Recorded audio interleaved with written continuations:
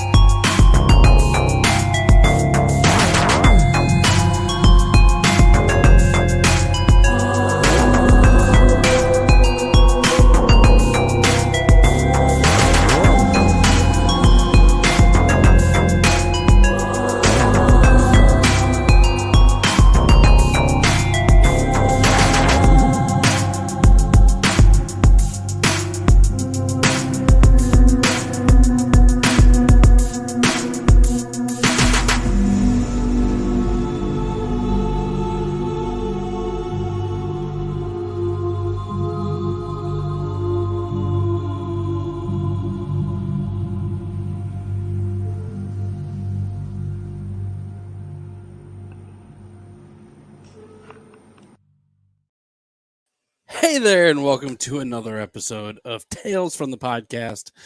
Jeff will be joining us momentarily. So yeah, we definitely got that coming up here as soon as he gets on. He was having a few internet troubles, but I mean, it happens to the best of us. What can you really do? I mean, you gotta just do your best and keep moving on, that's for sure. In fact, I believe he's just now popping in. So let me give him a second to get himself situated real quick. And we'll get this guy up here with us. So let's go ahead and introduce the co-host of Tales from the Podcast, Jeff. How's it going, buddy? Probably should have gave him another minute. Hey, man, what's up? How you doing? Better now, apparently. Well, I'm the host with the most issues. This is, I mean, there's what can you do? You know what I mean? Like, things happen. There's just nothing that you can do about it, man. I mean, make the best out of the situation and keep coming with it. That's all I can. Tell Jeff he needs to get Spectrum AT&T and shit. It's corny. Yeah. The problem is the computer, not so much the connection, because my connection was fine and everything all day until we went live. And as soon as it was trying to demand that, it just wasn't having it. That's crazy, man. Well, I mean, we were going to make the best of the situation, that's for damn sure. And we also got David chiming in, who's afraid of the big bad wolf. Definitely a tie-in there. But before we go ahead and jump into this episode here, let's introduce our guest for the evening, Mr. Michael Ravenshadow. Oh, Bombaleo. What's up, JB? What's up, Jeff? I'm excited to be back on this this very epic night, right? This is the grandfather of them all, right? The greatest spectacle, the finale of Tales from the Crypt. I plagued the show. God damn it. I plagued the fucking show. Well, I mean, this is the last episode of season 7, the final one, and it's definitely a cartoon too, and has nothing to do with the comic book or the series or anything at all. But I mean, it's a fun one. But before we jump into this episode, how's everyone's week been going, man? I mean, Ravenshadow, dude, it's been a little while. I mean, a lot less time than before. I mean, at least this is twice in a season, and I'm definitely gonna have to figure out a way to work you into everything else that I'm doing, just so I can find excuses to be like, Ravenshadow really needs to do that one. Like I don't know if you've seen Garth Marenghi's Dark Place. Oh, I'm excited. I did. One time when we were in camping once, we went camping back in the 80s, and I saw it then. But it might have been a different Dark Place. I think it was. Okay. I don't want to talk about that. Jeff's here. I haven't met Jeff yet. I don't want to freak him out. Well, let's go ahead and do the proper introduction. Mr. Michael Ravenshadow. Hey, Meet Jeff. hang Jeff, on. Uh-oh. well, Jeff's figuring that out, man. Dude, what's going on new with you? I know you're podcasting like crazy. I know you've been doing so much shit, and I know that Corny's been in Ravenshadow's basement. It's actually true. A movie set. And I'm glad you mentioned that. And I did Trisha check out. Says, ha. There you go, and Trisha in the house, aka Marion. But no, and I'm up to date. I checked out last week's episode of the Ritual discussion, which is very, very good. Thank you. Yeah, it was very good. We did that on Trick or Treat Radio years ago, and I'm glad you folks dug it. And I it was owed really that great. to Corny for making him watch the Tales from the Crypt Ritual movie, which is a total piece of shit. A little bit of penance there. And speaking of Corny, and I definitely noticed how he threw me under the bus last week. Just saying, and he's trying to bury me. Even though he's been in my home, he's been a friend of mine in real life, and I got to applaud JB for coming to your boy's side. I like that. Despite my brother, and he's met my mom. Met my girlfriend. That's fine. That's fine, Corny. No, I love you, bro. You know that. But no, I'm excited. I like Jeff's involvement in the show, and I'm having you back to hang out and bullshit, and we'll try to make something out of this one, huh? I mean, if there was ever a challenge, it was going to try to be making this something that people would want to watch after we talk about it, and I'm not sure we can do that. Yeah. Well, I just let you guys know, I think I got my issues sorted out. Ravenshadow, it's awesome to finally get to talk to you. I've heard you on Trick or Treat, and what you said, I appreciate it. I'm doing what I can with the shit that I've got to work with here. I get it, man. No, if you listen to our show, despite the Herculean efforts of our producer Johnny Wolfenstein, technology can really be fucking Skynet sometimes. So no, we're getting there.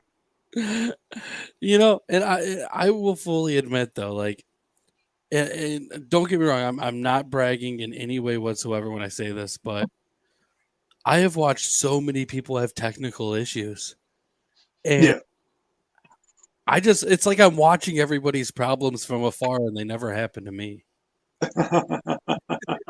It's really weird. No, baby, it's my first time it happened. I swear, this never happens to me.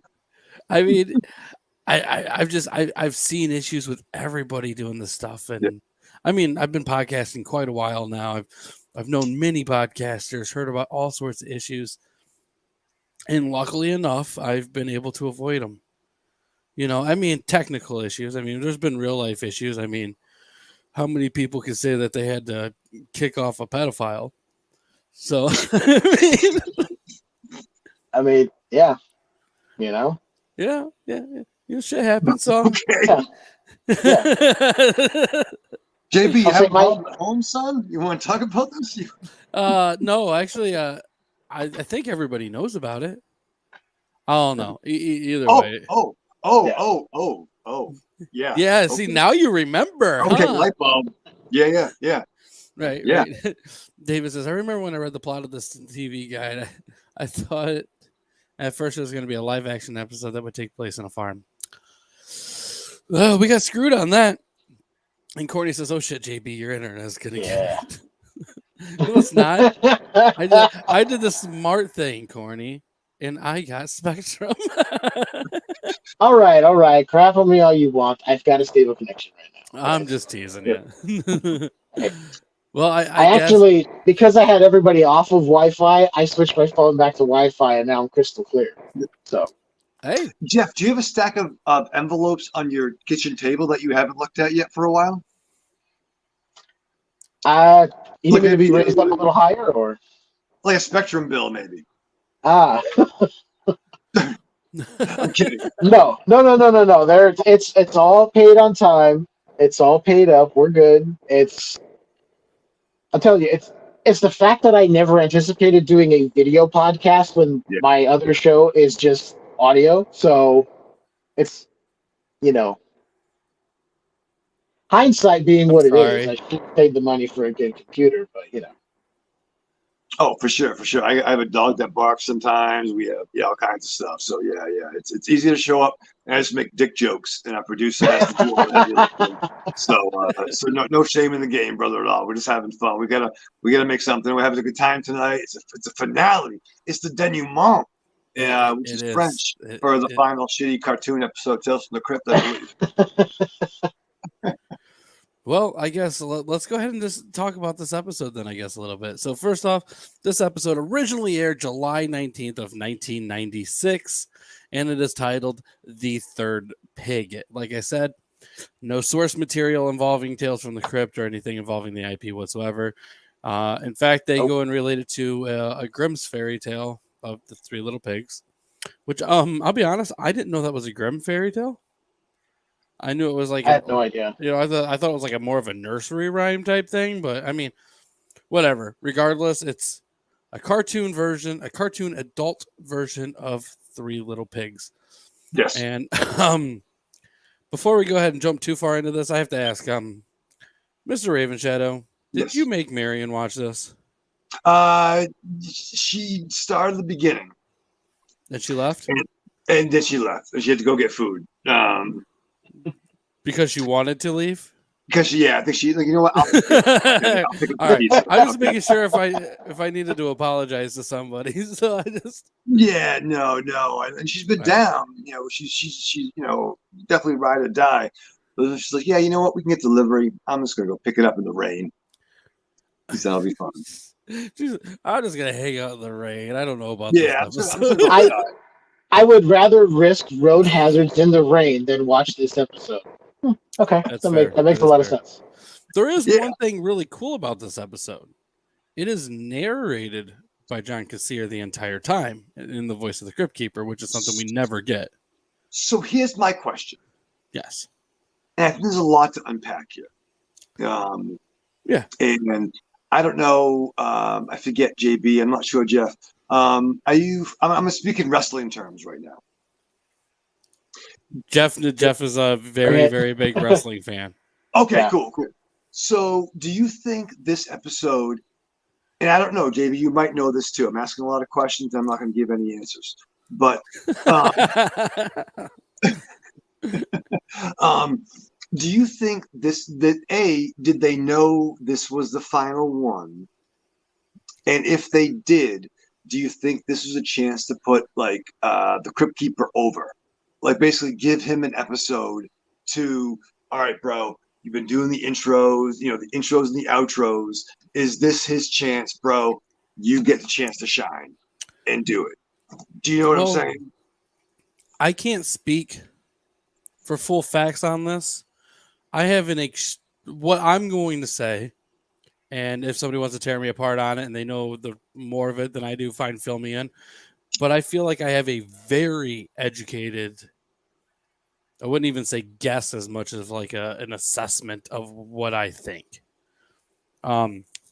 Because when they switched and production went to the UK, obviously they knew something was going on because they had to decrease the budget quite a bit. And as far as the show being canceled, of course you're going to know it's going to be canceled before you finishing off that season, especially considering that the seasons before it had more episodes than this season to begin with. So obviously we know that they had an idea of that, but this episode I feel was more of a nod towards Nelvana than anybody else. Nelvana being the animation group that did this, as well as the animated show Tales from the Crypt Keeper as well. And on top of that, they're the people that are behind the cartoon stuff and the Star Wars Holiday Special. They are behind the Inspector Gadget. What else? Strawberry Shortcake, Mad Balls, My Pet Monster, the Three Amigos cartoon. Wait.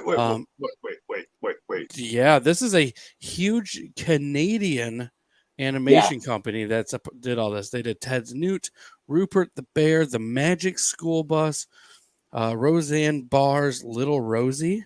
Ugh. Yeah, they did some real stinkers, man. But they, did a lot of good work too. I mean, there's some pretty, like, sure, like, look at Pippi Longstockings. They did Cadillacs and Dinosaurs, if you remember that one. Boy. Mhm.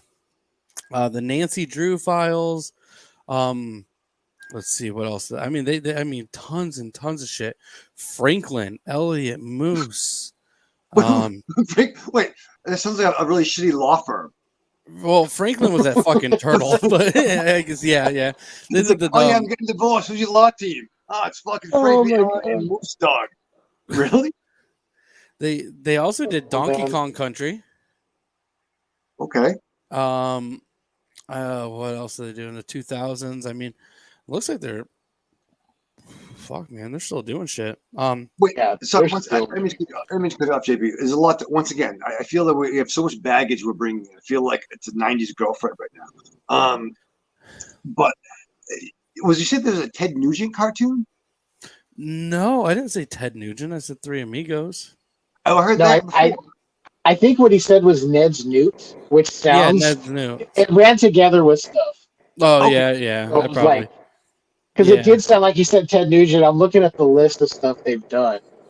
Oh, yeah, dude. I mean, Rupert, Beetlejuice, Eek the Cat, Beetlejuice. Those are the ones. Okay, yeah. Never-Ending Story. Wow. I mean, I did tons and tons and tons of shit. Care Bears. Word. I mean, it's fucking insane some of the shit they've done, and they're still doing stuff too. They're still working on like Thomas and Friends, like the Thomas the Train stuff. They're still doing all that shit too. Okay. So yeah, there was a Three Amigos cartoon.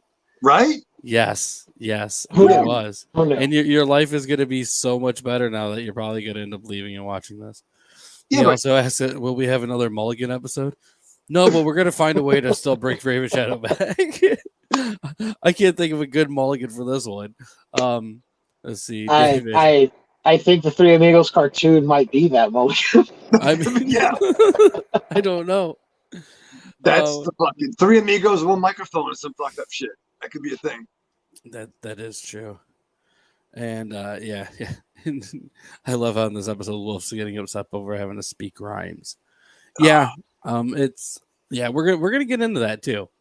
But I really feel though that this right here, on top of them knowing that they were going to be canceled, I think this was more of a nod to the Tales from the Crypt Keeper, giving Nelvana more work, considering that they were doing all the animation and everything with that show.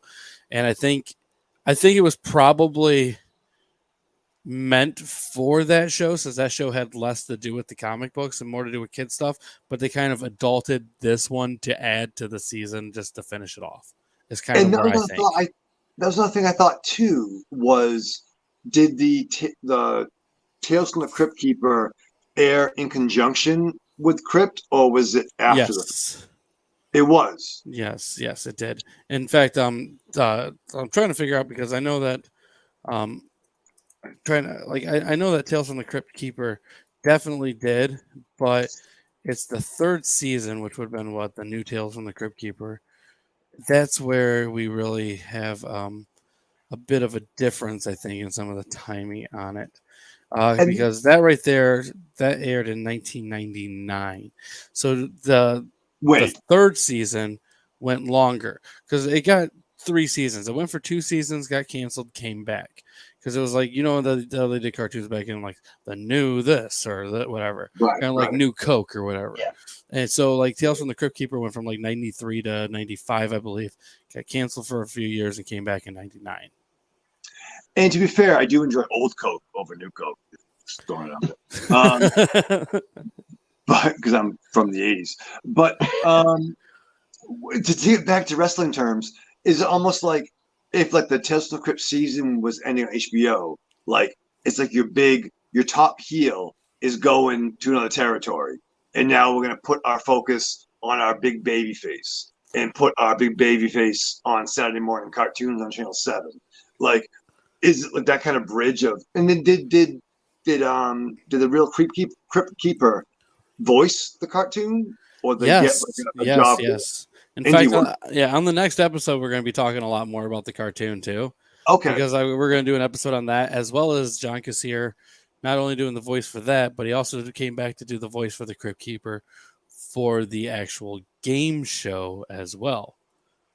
Okay. So, for those who don't know, that would have been, goddamn, what year was that? Did that come out, dude? That was not as good. I think it was 96. Yeah, 96 to 97, and that was the Secrets of the Crypt Keeper's Haunted House, which is kind of like a scary version of Legends of the Hidden Temple. Okay. With the Crypt Keeper as a host for kids, which makes sense. And it did so well that it got canceled right away. They should have had Mark Summers come on. It did not last. Did not last long at all. There's not even a lot of stuff on it. Like, you can barely find any videos.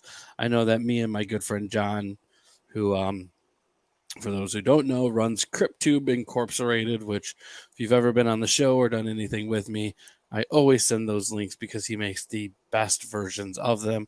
But he and I have searched, and I know that we, between the two of us, we've come across a handful of videos of the stuff, but there's not a lot out there. And Corny says, I'm waiting on the Dream On cartoon. HBO cancel that show to the I wouldn't be surprised in this day and age, man. Oh, that'd be great. Have like Little Sopranos,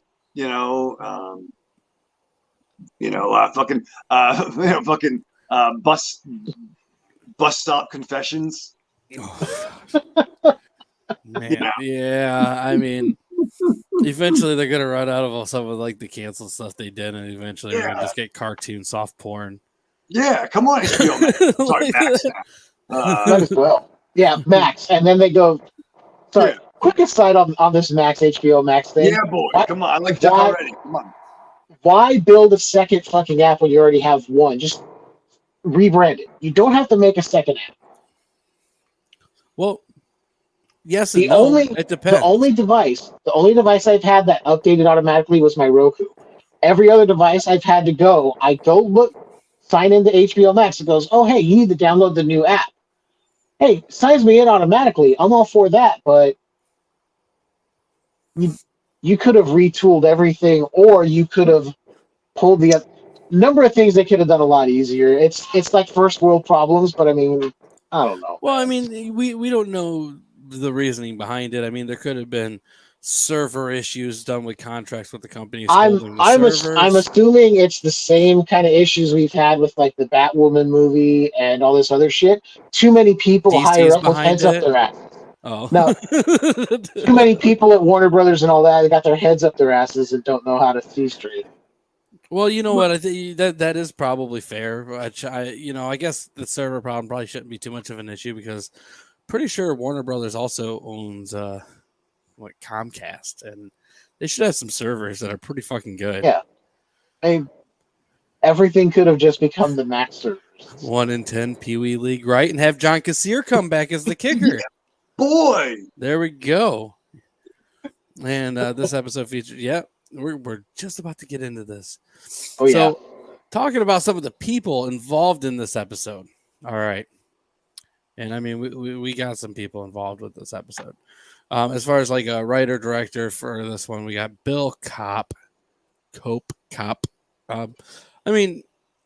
right here is where it's coming back to like some of the cartoon shit there. But we got like Eek the Cat, Better Off Dead, Mad Jack the Pirate. Tom and Jerry. He did the Fast and the Furious screenplay for that. Toonsylvania, Capertown Cops. The guy's like he's basically created and done cartoon series since the late 80s. So he even did Schnookums and Meat. Oh yeah, that's my jam, dog. I remember that one. He did Tasmania for 3 years. Like, this guy's done quite a bit of shit, you know. But going into some of the actors for this episode, we got Bobcat Goldthwait doing the big bad wolf. I mean, I feel like there's not anything I can say that people don't know when it comes to Bobcat. Like, Bobcat's been in everything. Like, just so much fucking shit. Stand-up comedian. I mean, just about every '80s comedy that stands out, from Police Academy to Scrooged. I mean, there's a number of them. The guy was everywhere. Right. Not to mention his directing, like Willow Creek, and what else? Those Who Can't, Love You More. I mean, the guy's went and done quite a bit of shit there as well. So, you know, he's directed, he's wrote, he's produced. Acting is definitely probably one of the biggest things he's ever done. And I mean, god damn, he's done so much fucking shit, dude. But I think he's reinvented himself so much. I mean, like, I think his role is, I mean, if you listen to Trick or Treat Radio, I think our favorite comedies are probably Weird Science and Police Academy 2. And his role as Zed was brilliant. And to get back to wrestling, his face turn, joining the team. And yeah, sure, Hot to Trot, not so good. My high school reunion collection, signed copy of Weird Science. Yeah, boy. But he also did it wasn't Death of Smoochie, it was Shakes the Clown. That was that fucking snuff film. And that was great. But he's great directing, and he was really tight with Robin Williams. So and he set fire to a couch, I think Jay Leno's couch, and got in trouble for that. So we love Bob Goldthwait. Oh yeah. God, everyone does. Courtney says, I have problems for a week logging into the Max shit. He says, Shakes the Clown, yes. And then Sean Smithson says, HBO Max now. Max, your turn, Peacock. I hate to break it to you. Peacock has already taken to the socials and said they are not going to shorten their name, no matter how much we want it to happen. They're not going to go to cock? They're not going to turn to cock. They totally should. Like, and Claire Bacon says, Weird Science rocks. Fuck yes, it does. Yep.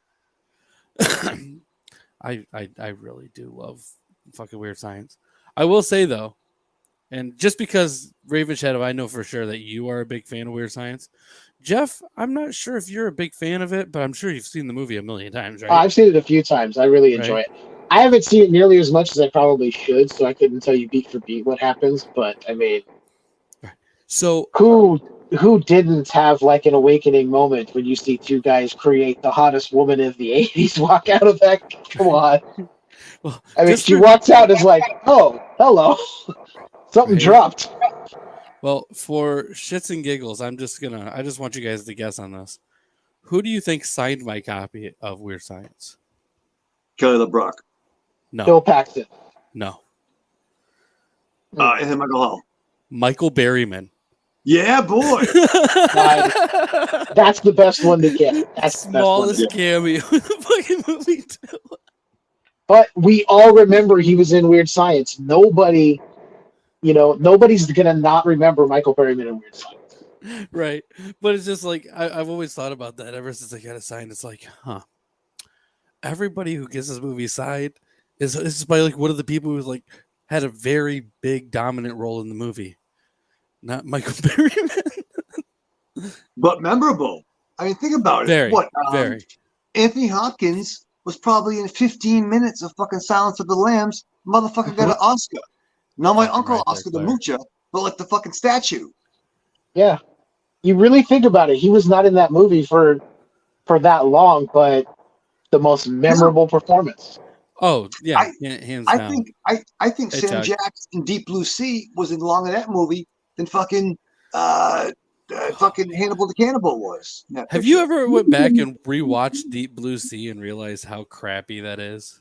It's not good. It's not good, but you know what? I love it because I love Deep Blue Sea because they weren't taking themselves too seriously at all. Right. They were like, this is a my dumb hat was ass like movie. a Sharks fan.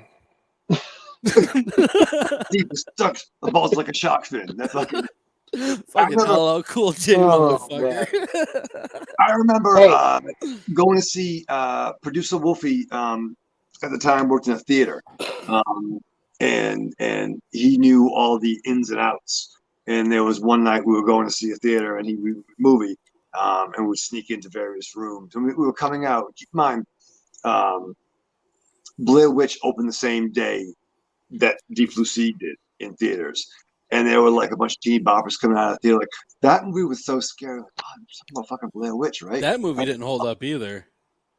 I think Blair Witch does hold up. I'm with Ravenshadow on this one. Claire says, no, I love it. Exactly. It's not meant to be or meant to shark spear. But yeah, I mean, we got to stand together.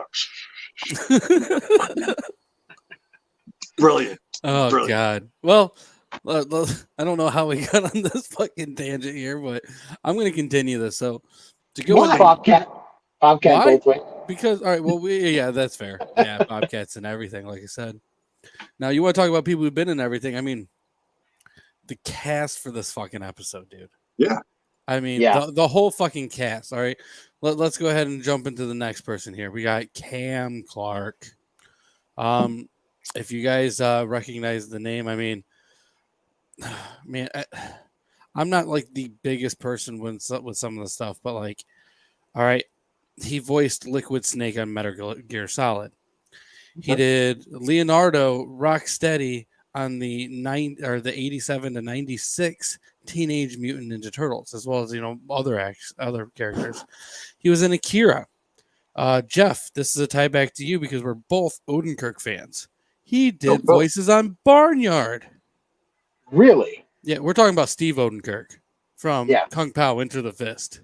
Oh, I was thinking about Bob Odenkirk. No, don't get me wrong. I love Bob Odenkirk too, but trust me, most people are like, I don't know. Did you ever watch the Thumb movies yet, Jeff? No, I haven't got around to it, man. Oh God, I gotta watch them. You definitely do. What else did Cam do? Tons of shit, dude. He's still doing voices on the Ninja Turtle games. He did the voice of Leonardo and Rocksteady on Shredder's Revenge. He does a lot of fucking video games and Nickelodeon shows. World of Warcraft stuff he did.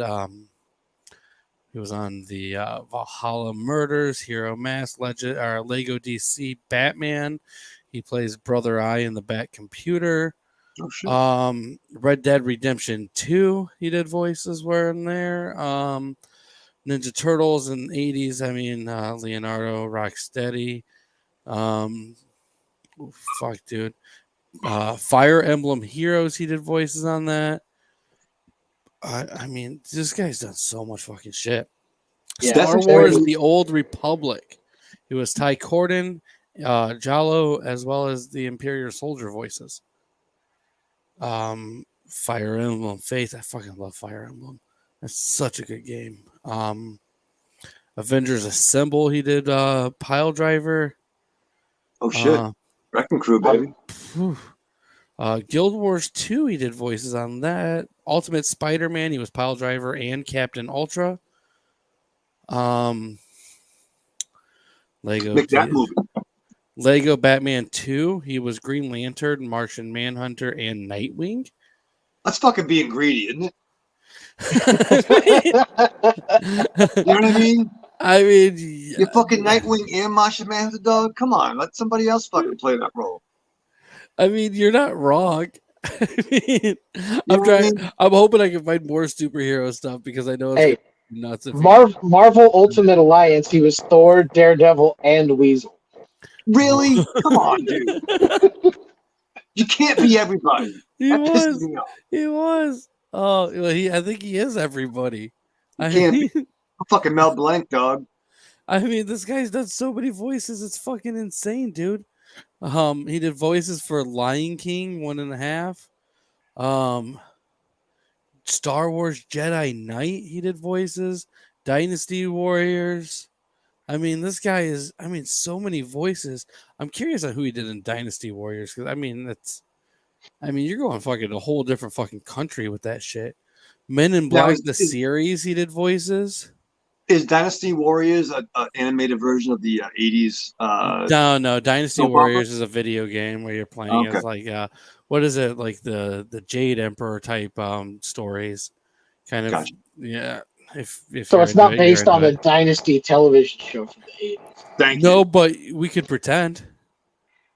I'm writing that script. He was Somebody needs to give me a Dynasty and then like what is it, Dallas? Just make those fighting games with all those characters. Just give me a Right, Mortal right. Kombat style. And bro, I put in fucking Lorenzo Lamas from Falcon Crest. He would dominate. Renegade style, bro. Oh God, Renegade, man. Yeah. in the Sinbad Let's cartoon. He was Sinbad. let's throw in the DLC as Simon and Simon. I mean, why not? Yeah. I like Jeff.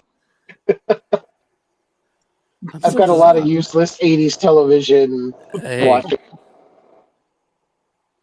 Dude, I'm still going through like some of the stuff this guy's done. It's fucking insane. Just the amount of fucking voice work he said. Jim, he was Wolfgang Mozart and Robin Goodfellow. Obviously. Wow. He was Salty on the original My Little Pony. Look, like he was salty, but that was the name of the character. Like he might have also been salty. He we was don't know salty how that he played salty. Yeah, it is possible. Let's cut to the chase though with his work. Nothing can be greater than him voicing Leonardo for the Coming Out of Their Shells tour. All right, first off, that hands down is one of the first VHSs I ever got and still have. Wow. And I love that movie so fucking much. That Coming explains Out of a the lot. Shells tour is one of the coolest fucking Ninja Turtle things ever fucking made. Like, no. Yeah. No. Dude, they defeated Shredder with the power of music. It doesn't sound that cool, but if you watch it, it's a lot cooler than it sounds. See, all right, I've watched it recently. Some of the songs suck, but some of them are jams. Yeah. I don't like the Skipping Rock song from fucking Splinter. That one sucks. Skip that song. As soon as it went to that, as soon as they were like, they're going on tour, they're going to do music, I was like, okay, I guess I'm out. I'm out. Where's my cartoon? I'm done. Where's my cartoon? Where's my live action? I'm out. I mean, I still liked how they were able to like go behind the scenes to like the studio audience in New York and talk to some of the kids there too. I've seen that movie way more times than probably any other Ninja Turtle movie. I will say this: the one thing that Coming Out of Their Shells tour has above Ninja Turtles 2: Secret of the Ooze is no Vanilla Ice.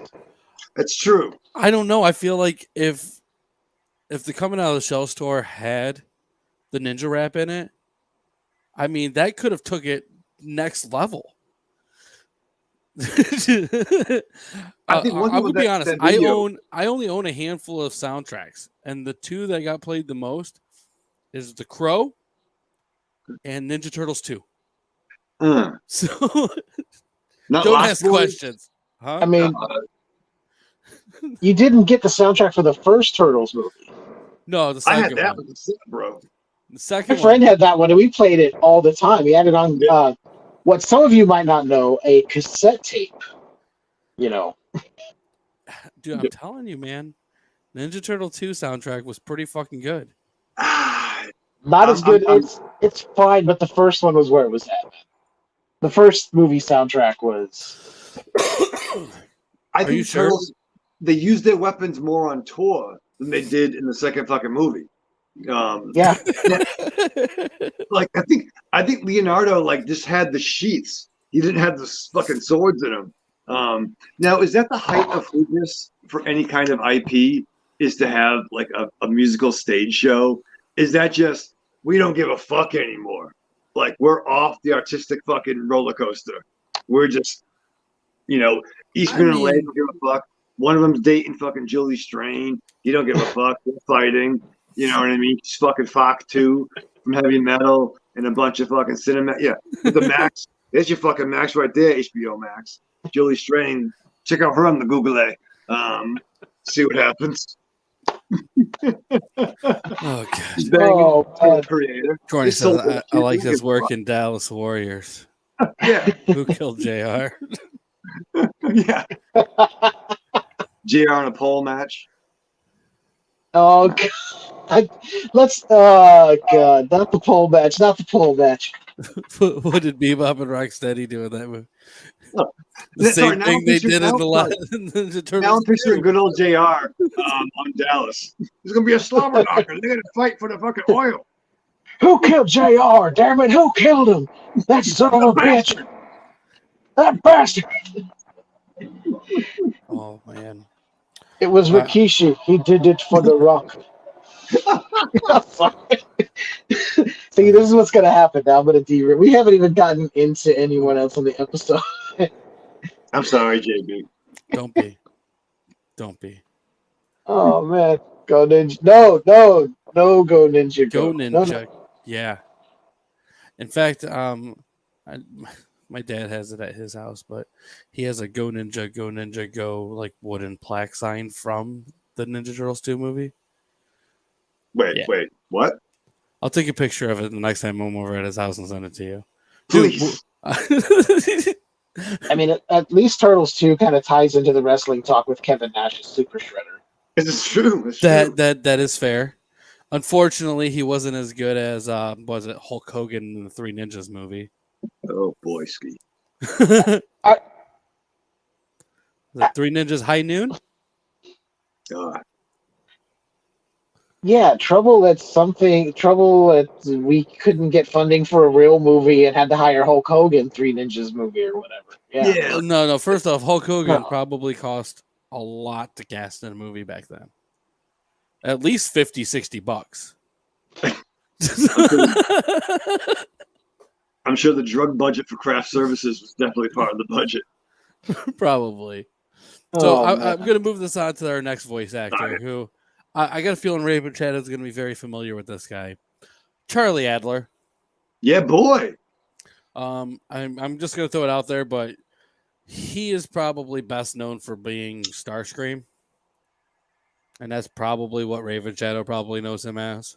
Thank you. I'm like, who is that fucking voice? Oh yeah, I mean, Starscream. Like, once again, our brother on Trick or Treat Radio, Monster Zero, is a 50-something-year-old man, loves G1 Transformers, and you know, me too. I was there too, but I think the dynamic between Megatron and Starscream was so fucking brilliant and tense and kind of homoerotic for 1980s robots. It was just fantastic. Brilliant stuff. Brilliant You stuff. look back at it now and you're like, shouldn't these two just go somewhere and just knock it out and get it over with? Just figure it out. Just figure it out. You know, that's not the only stuff he did, though. Lots of stuff from like Yeah, Joe. I mean, like almost 300 things. Legend. Right. For real. He was in Rugrats, Madagascar, SpongeBob, Harley Quinn. He Red Dead Redemption as well. Oh god, he's done some bad stuff too. Like All I Want for Christmas Is You. Roddy Piper and Hulk Hogan's Rockin' Wrestling. Yeah. MODOK and Spider-Man. Phineas and Ferb, Marvel Heroes. He was Super Skrull. Let's see, Marvel Mashup. He was Jonah Jameson, Sandman, and Norman Osborn. You want to talk about somebody taking all the roles? Marvel Superhero Squad. He was Doctor Doom and Doombot. That's fair. Superhero Squad show. He was Doctor Doom, Red Wing Doom, and Little Doctor Doom. Is that what he calls his penis? I'm assuming. G.I. Joe Renegades. He was Cobra Commander, Adam DeCobra, and a guard. Shit. On Hero Squad Online, he was Doctor Doom, Red Skull, and Annihilus. Okay. I hate him. Pisses me off. Super Skrull again, Doctor Doom. The Haunted World of El Super Beasto. He did Krongor, Mooney McMoon, and What? Say that again, Jason, please. Mooney McMoon. Yeah. Okay. It's the Haunted World of El Super Beasto. What can you expect? Cobra Commander, Flint, and Gunga Ho on G.I. Joes. Yeah, boy. Wolverine and the X-Men, he was Mojo, Captain Gruber, and the Reavers. Okay, yeah, Reavers are fucking assholes. They're cool. Let's see, what else did he do? Uh, I mean, some stuff that I've never even heard of, like Bratz, Stuart Little 3. Ugh. That was good. I don't know if that was good. Might have been. I mean, it's I mean, possible. The there's a new live Woody Woodpecker show. Hey, he did some live action stuff. He was in 30 something. He was in an episode of 30 something.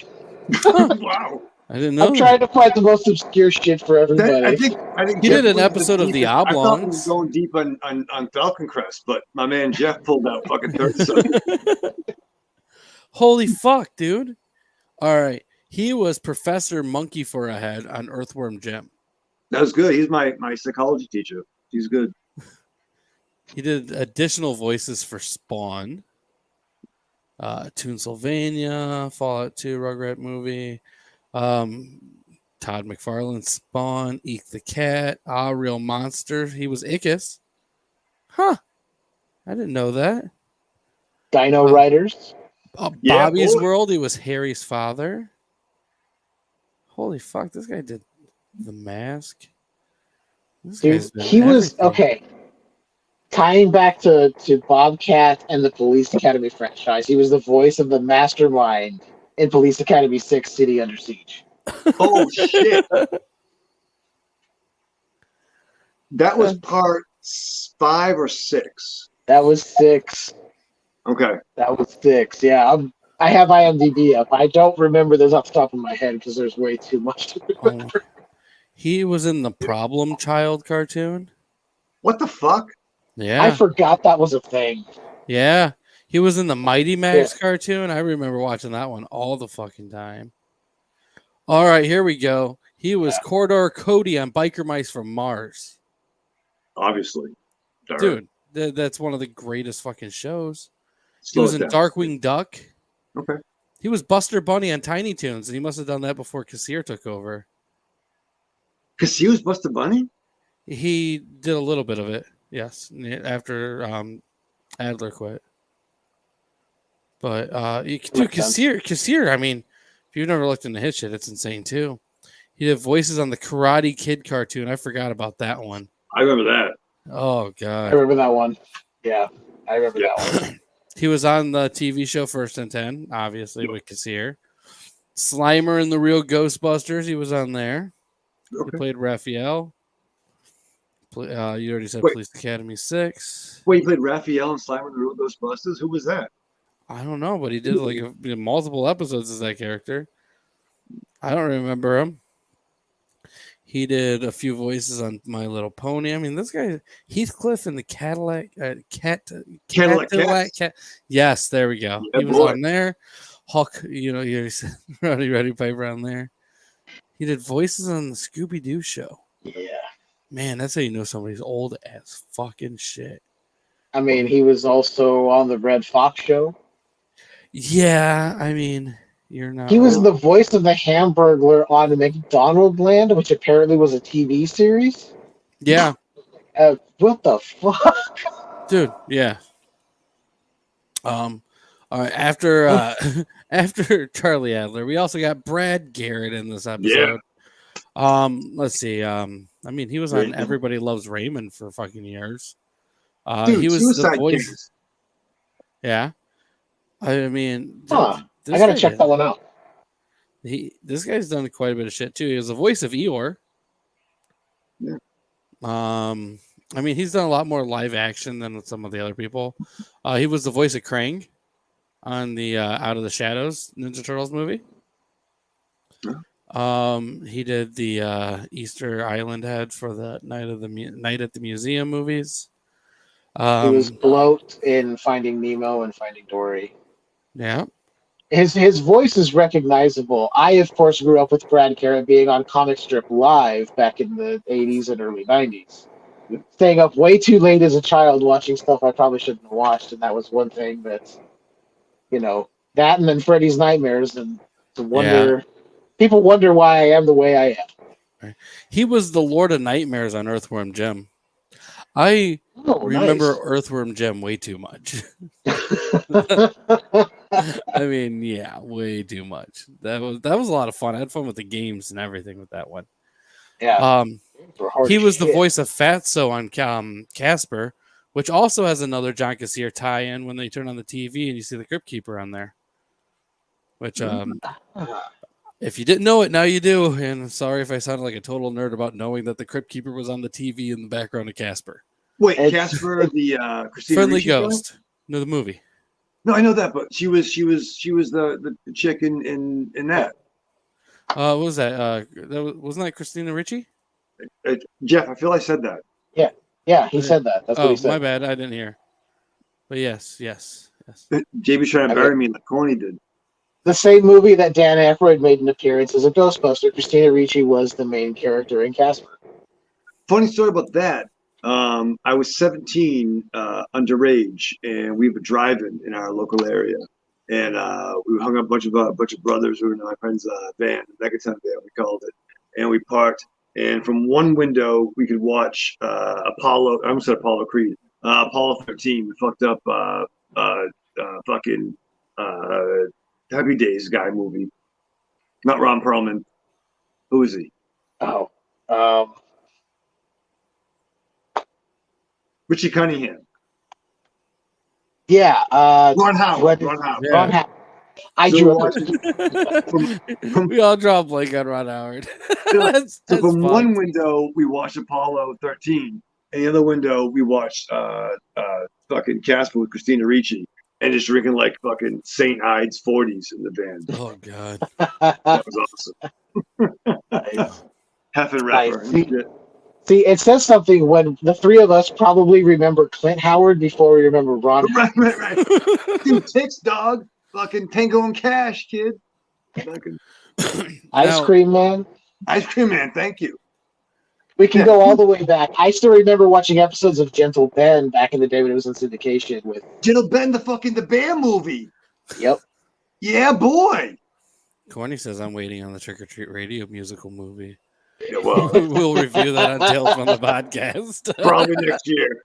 When we switch over to reviewing podcasts on Tales from the Podcast, for Corny's request.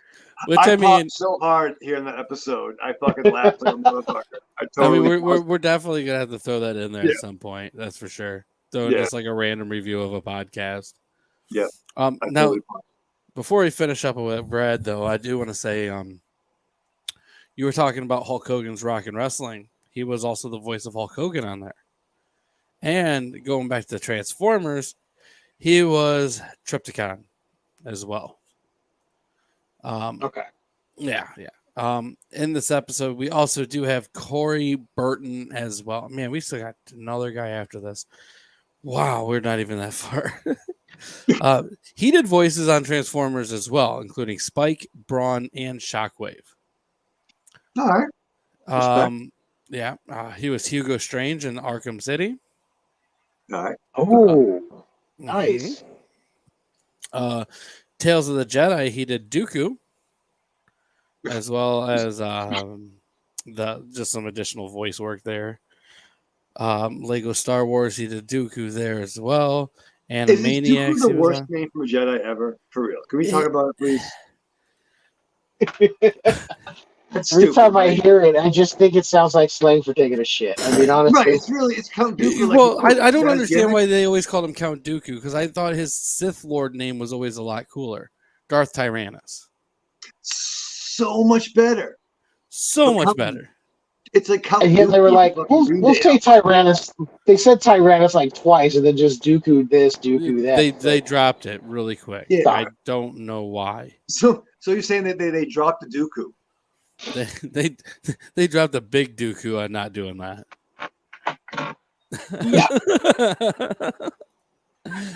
Big demon Dooku. I don't. And to do that to Christopher Lee, man, what the fuck? Right. Well, let's first off be honest with this. All right, these are prequels, and Lucas had a lot more involvement than he did on anything else with these ones. Well, we know. Okay. Yeah. That's all you really have to say. I mean, he made a lot of mistakes. Yeah. A lot of mistakes were made. It's like my wife yells at me because I take a big shit in the morning. So I'm going to call this character Count Dooku. I'll get back at her. I'll show her. Yeah, right. Yeah, little do we know that God.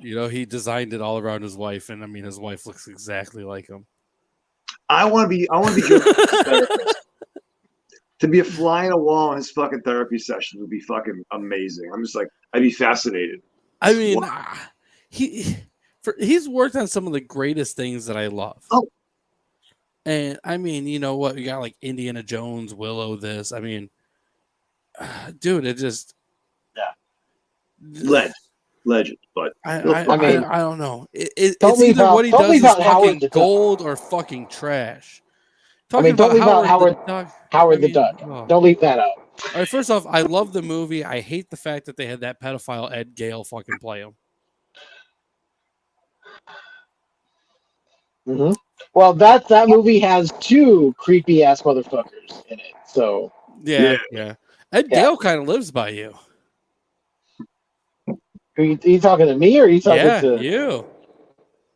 Don't tell me that, because if I ever You won't see him. He's too little. He can barely move. like how close are we talking? Like, is he like L.A.? Cause outside of LA. Okay. See, that's the thing, is it depends on which way it's outside of LA. Because if it's my direction, I could probably run into him somewhere. If it's the other direction, it might as well be another state over, because you'll never find him. Well, don't start searching for his address or anything, man. I don't need to know. Fine. yeah. Look, because if something happens, I don't want to be like in the middle of a court case, No. I mean, if it means anything, he's not going to do anything to you. Like he told the police, he was going to try to get the kids to fuck him because he can't get hard. Oh God! It's a direct quote from him. Watch the news. They got it, dude. I'm good knowing that he's just a piece of shit and what everything is, and that he's admitted to it. I don't need to know the details. He was really fast at admitting to it. Hunt that fucker across the fucking ocean, we'll be fine. I mean, I don't know. I mean, he has some problems. That's for sure.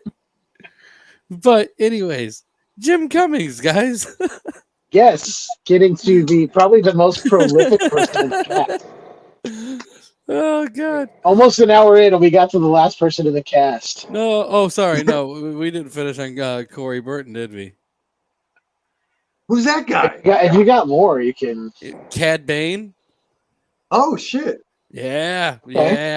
Oh God, what else did he do? Hugo Strange, Vermin Vundabar, Brainiac. What else did he voice? He was in Avengers Assemble, Dracula, Mystery Man, and Agamotto. Lots of Dooku. I'm telling you right now, he was Dooku-ing it up. He was in the Rocky and Bullwinkle short from 2014. He was Snidely Whiplash. Snidely, sir. Oh, Snidely. yeah, I never watched Snidely. that. I wasn't a big Rocky and Bullwinkle guy. Yeah. He was Dracula in Ultimate Spider-Man. He did voices on the Garfield show, which is not my Garfield show. I was always a Garfield and Friends guy myself. Word. For those who don't know this, it's free on Tubi. You can still watch it. I strongly suggest checking that out. Batman Brave and the Bold. What? Garfield and Friends is also, I believe, on Amazon Prime right now. Is it? I did not. Because I believe I learned about that late last year from El Goro. Garfield and Friends? Yeah. I used to watch that one all the time before school. That and oh yeah. My version of Transformers, which I'm sorry to say, I am younger than everybody, but we had Beast Wars. I still watch Beast Wars. So we'd watch Beast Wars and Garfield and Friends before school every morning. He did narration work on Planet Terror. He was Captain Hook in the 2007 Peter Pan. What else did this motherfucker do? Man, so many Dooku's. It's insane. This guy's been Dooku like forever. He was Brainiac on Static Shock. Really? He was a super monkey on Dexter's Laboratory. Okay. Yeah, Batman I Beyond. know exactly what Super Monkey is. That's Jackie Chan Adventures. Oh, He did boy. Spring Heel Jack, and I don't know that Asian name. I'm not gonna try. That's okay. Some Asian guy. He did an Asian guy. He did what I like to call pulling a Ted Raimi. White guy playing it. I thought all the Dooku talk was outrageous, but now you're talking about pulling a Ted Raimi. Well, Is Sam now? did So you ever you're- see My Name is Bruce? Oh yeah, bro. Oh wait. Then you get it. yeah. So yellow face essentially. Okay. Not For a to. minute, Not I was to. thinking about it. They still call me Bruce, the '80s action picture, but yeah, Oh no. Yeah, there's that one with. different. Yeah. Mhm. I'm with you. What else did he? Animaniacs, Batman, the Batman Superman movie, The World's Finest. What was Word. in that? Goosebumps audiobook work. I didn't know they had audio. Well, yeah, I guess that doesn't surprise me. Because it's such a long time ago. I wouldn't have thought about that. He was Felix in Mighty Max as well as Osiris. He did work on Bonkers, Problem Child. I mean, it looks like he basically did a lot of work with that same company. James Bond Jr. Holy Yeah. fuck. He was James Bond Oh. Jr. Oh man. Oh, Oh, wow. Yeah. I only know of that one. I never watched it. I never watched it, but I played the game.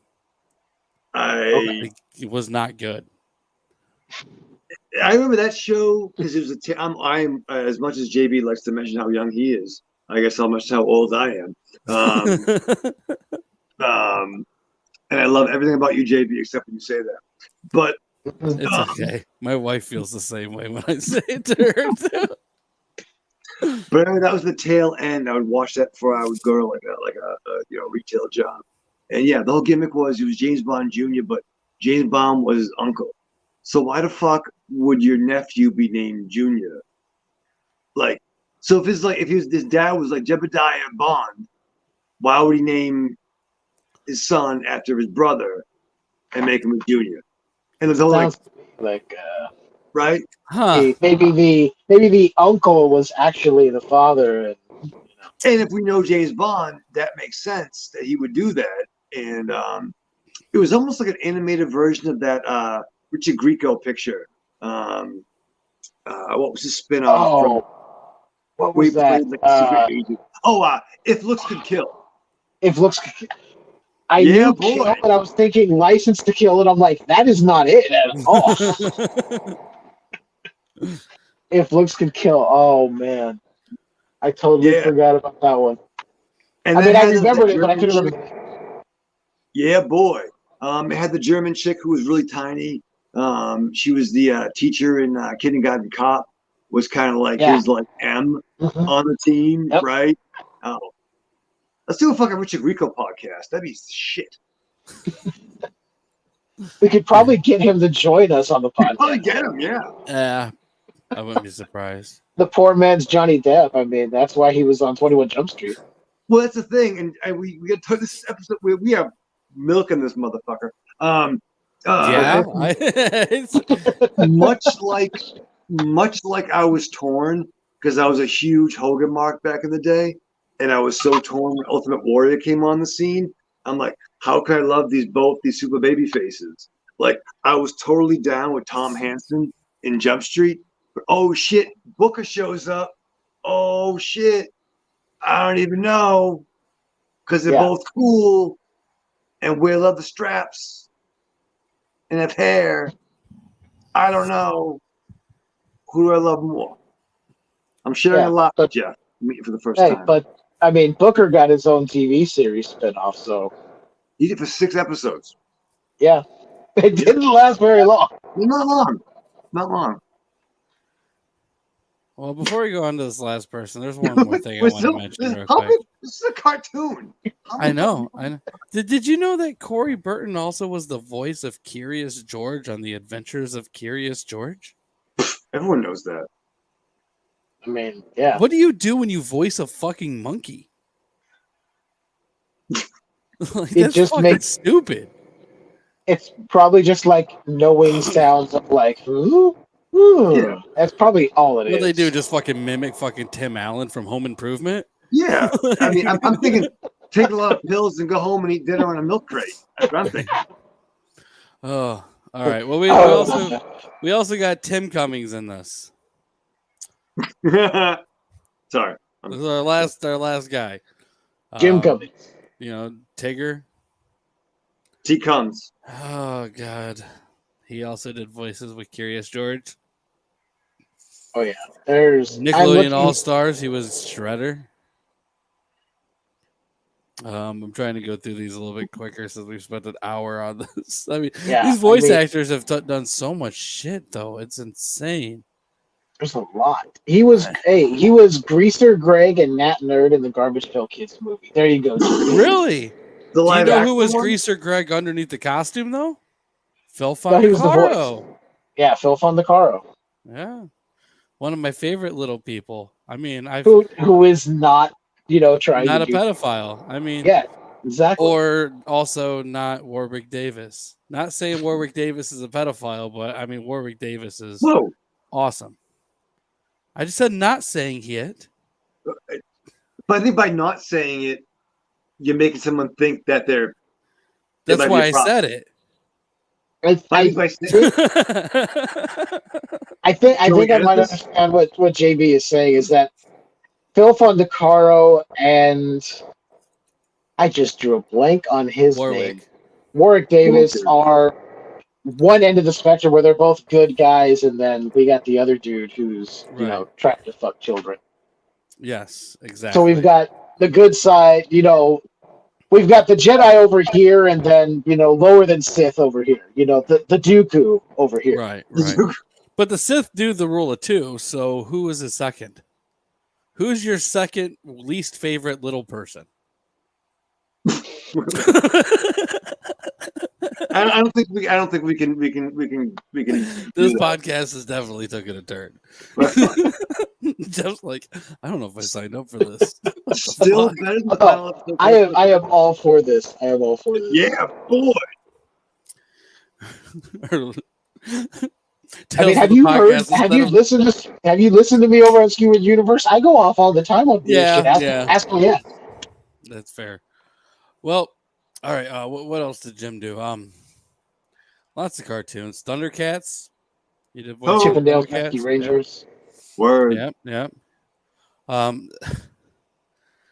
damn it! Some of the newer Scooby-Doo movies, he did some stuff on there too. None of the main characters there, but I mean, just other additional type voices. He was in the notoriously famous 1990 anti-drug cartoon All Stars to the Rescue, voicing Tigger and Winnie the Pooh. Oh really? Shit! Well, he was the voice of Tigger and did some voice work for Winnie the Pooh as well. So I mean, that makes sense. There was so many. Did you know he was also on? Go ahead. Sorry.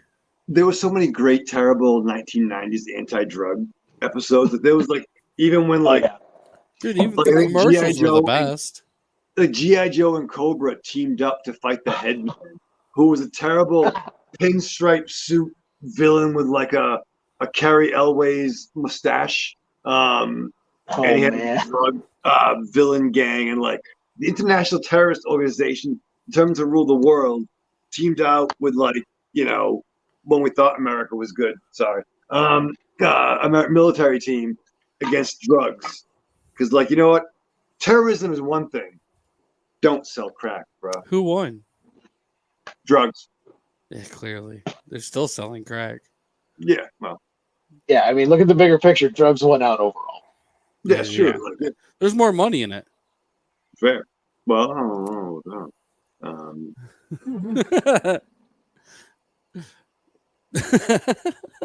Jim Cummings also did additional voices on the Karate Kid cartoons, so these guys have all worked together in some capacity elsewhere. He was also on Transformers.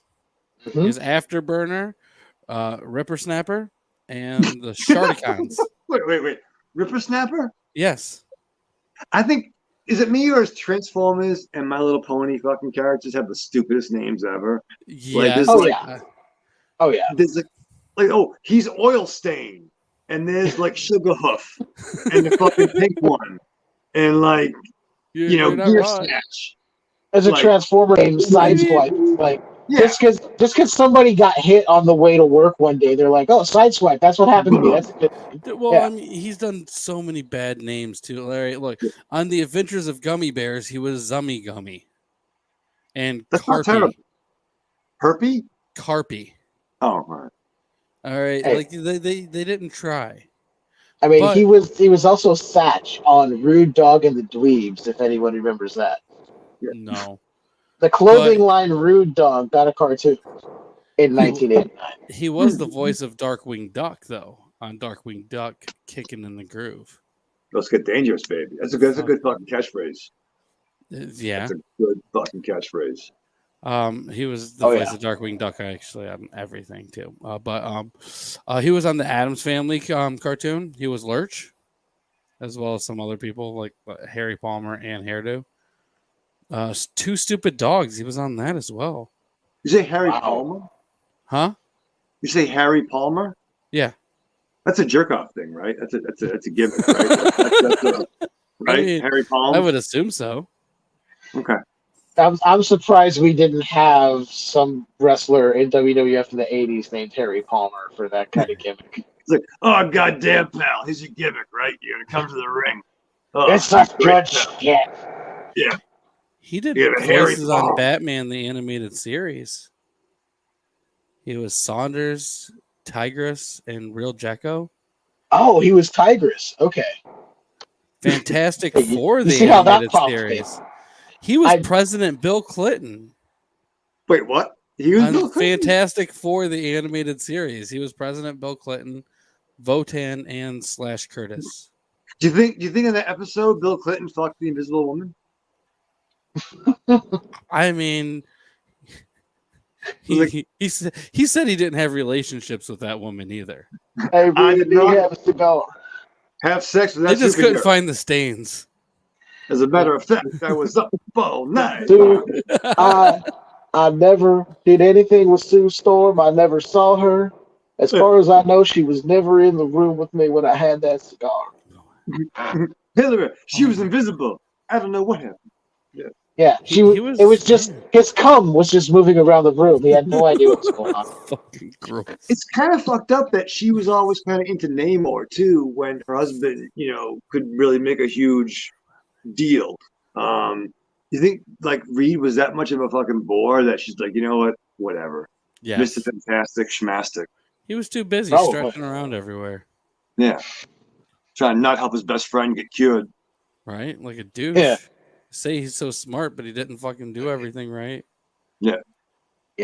Sorry, Yeah. sorry that I got popped by his appearances, his voicing Tigress on Batman the Animated Series. I'm just a huge mark for that Batman show. No, you're fine. You know he was also on Ninja Turtles as well. Doom Quest, Drakus, and Berserko Huh. Oh, Berserker from Cops. from Ninja Turtles. Oh shit. Yeah. Man, this guy's he's done a lot of fucking shit. Were you talking about the Cops cartoon? Yeah, boy. Central Oregon. Yeah, my man.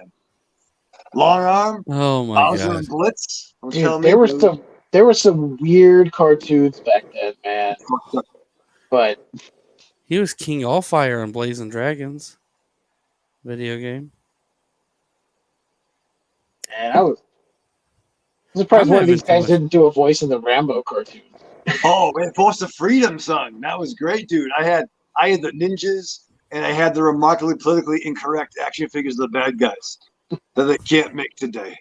Oh yeah, they would not be cool to make those. There's But I lots had of things they Rambo in can't his make. sweatshirt with the Force of Freedom logo on it. That was killer. And I had two. I had Chuck Norris and the fucking Karate Commandos. Are we the same age? Let's figure I it was out. just thinking about that. Yeah, Yeah, boy. I was born in '79, so we got to be close. 76, December 76, Yeah. dude. Yeah. So see, yeah. November '79, so we're not far off. Yeah, JB's Yeah, trying to figure out what's happening here. He has No, fucking idea. I know what happens. My wife's born in the 70s too. You guys are just doing old people stuff. Gas line, son. All right. Hey, it's cool. No. It's cool. We're Go ahead. not old. Take a We're minute to well talk educated. about your 8 tracks and your landline phones. And your call waiting and having a pause button on Nintendo. Motherfucker, if you want to beat the Atari First game, off, my first that's what you console, do. me and Jeff had that talk. I had to hook that bitch up through the fucking antenna and take the antenna off and plug it in. Do it that way with my old You had an Nintendo. RF switch to be able to connect all that shit. Fuck yeah. Well, what's See, awesome is like I might be younger, but I grew up poor, so it's just like I'm as old. yeah. Oh, I just got Taco shit. Bliss. It was great. I love McRibs. My first taste of real music was my cassette Diamond Dogs. If you know, you know. What's funny? man. Ravensshadow's like, I still got that cassette. Oh, It's funny. I was telling my girlfriend Mary, I'm like, yeah, she'll probably only be an hour doing the show. She'll be very quick. Oh Yep. God. Oh, man. boy, ski. She probably logged off now. Yeah. Well, let's go ahead and talk about the actual episode this time, I guess, now. Oh yeah, Because- we did watch something, didn't we? Yeah, Oh, yeah. we did. And I mean, oh my God. I want to talk about a piece of shit episode. Oh, we Should get. we go to commercial? I could take a Count Dooku right now. Do you need to? Yeah. Lies. This is good. That's to you. That's to you, Ravenshadow. So you, All right. you can blame me because before I was even a host on this show here, I used to You go to derailed the chat the and fuck out derail. of it. Oh yeah. All right, so let's jump into this episode. So this is basically the Three Little Pigs, but we get names. Yeah. We get names for these pigs. I don't remember if they had names in the original, like in the version I grew up. There was just I don't the believe Three they Little did. Pigs. The one in the straw hut, the one in the Yeah. brick, and what was the other one? Straw, brick, and Uh, I don't even was it fucking remember what straw, it was. straw, Sticks wood, or and something? bricks. Sticks. Yeah. Yeah, sticks. Well, in this one, it's done a little bit differently. So you get Dudley, Smokey, and Drinky. Drinky's house is made out of he's the wood house. An which old is whiskey keg. An old whiskey keg, yep. And then we we get Smokey. His house is made out of cigarettes. Ravenshadow. You know, So, Andy? all right.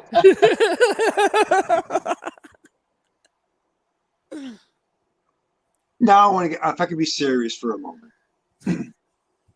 I took very offense by this character. First of all, there's no reason to have four in your mouth at one time. I'm not No. saying four in your mouth during one podcast. That's separate. And second of all, you wouldn't make your house out of cigarettes and fucking matchsticks. That's stupid. It Poor would take play. forever. They're so Yeah. small. Yeah, it's just I know that was a stereotype. I agree. I agree. It very much was. It very much was. Right. So, anyways, and obviously the third pig is Dudley, who's the only one with a real actual name. Which I will say, this right here is more than just like a Three Little Pigs tie-in. I mean, there's definitely a huge nod to fucking Frankenstein in this too. Sure. Oh yeah. But to which I did not know the Grimm fairy tales made up the story of Frankenstein as well. I mean, Mary Shelley, fucking that bitch stole that whole fucking idea from this. Give me credit. Oh my God. god. Thieves, I swear, man. They steal anything they can. So, anyways, with this episode, we get I should also say, we get the big bad wolf bobcat there. Right back. Yeah. Okay. Should we just pause? Everyone be quiet. Oh, you do your thing. We'll just wait. No. Act like you're frozen. I mean, it's like the beginning of the episode all over Yeah, again. exactly. Beginning of the episode, yeah. Well, let's go ahead and just talk about this episode real quick before Ravenshadow gets here. And then we We'll can do jump the into our sign off. thought.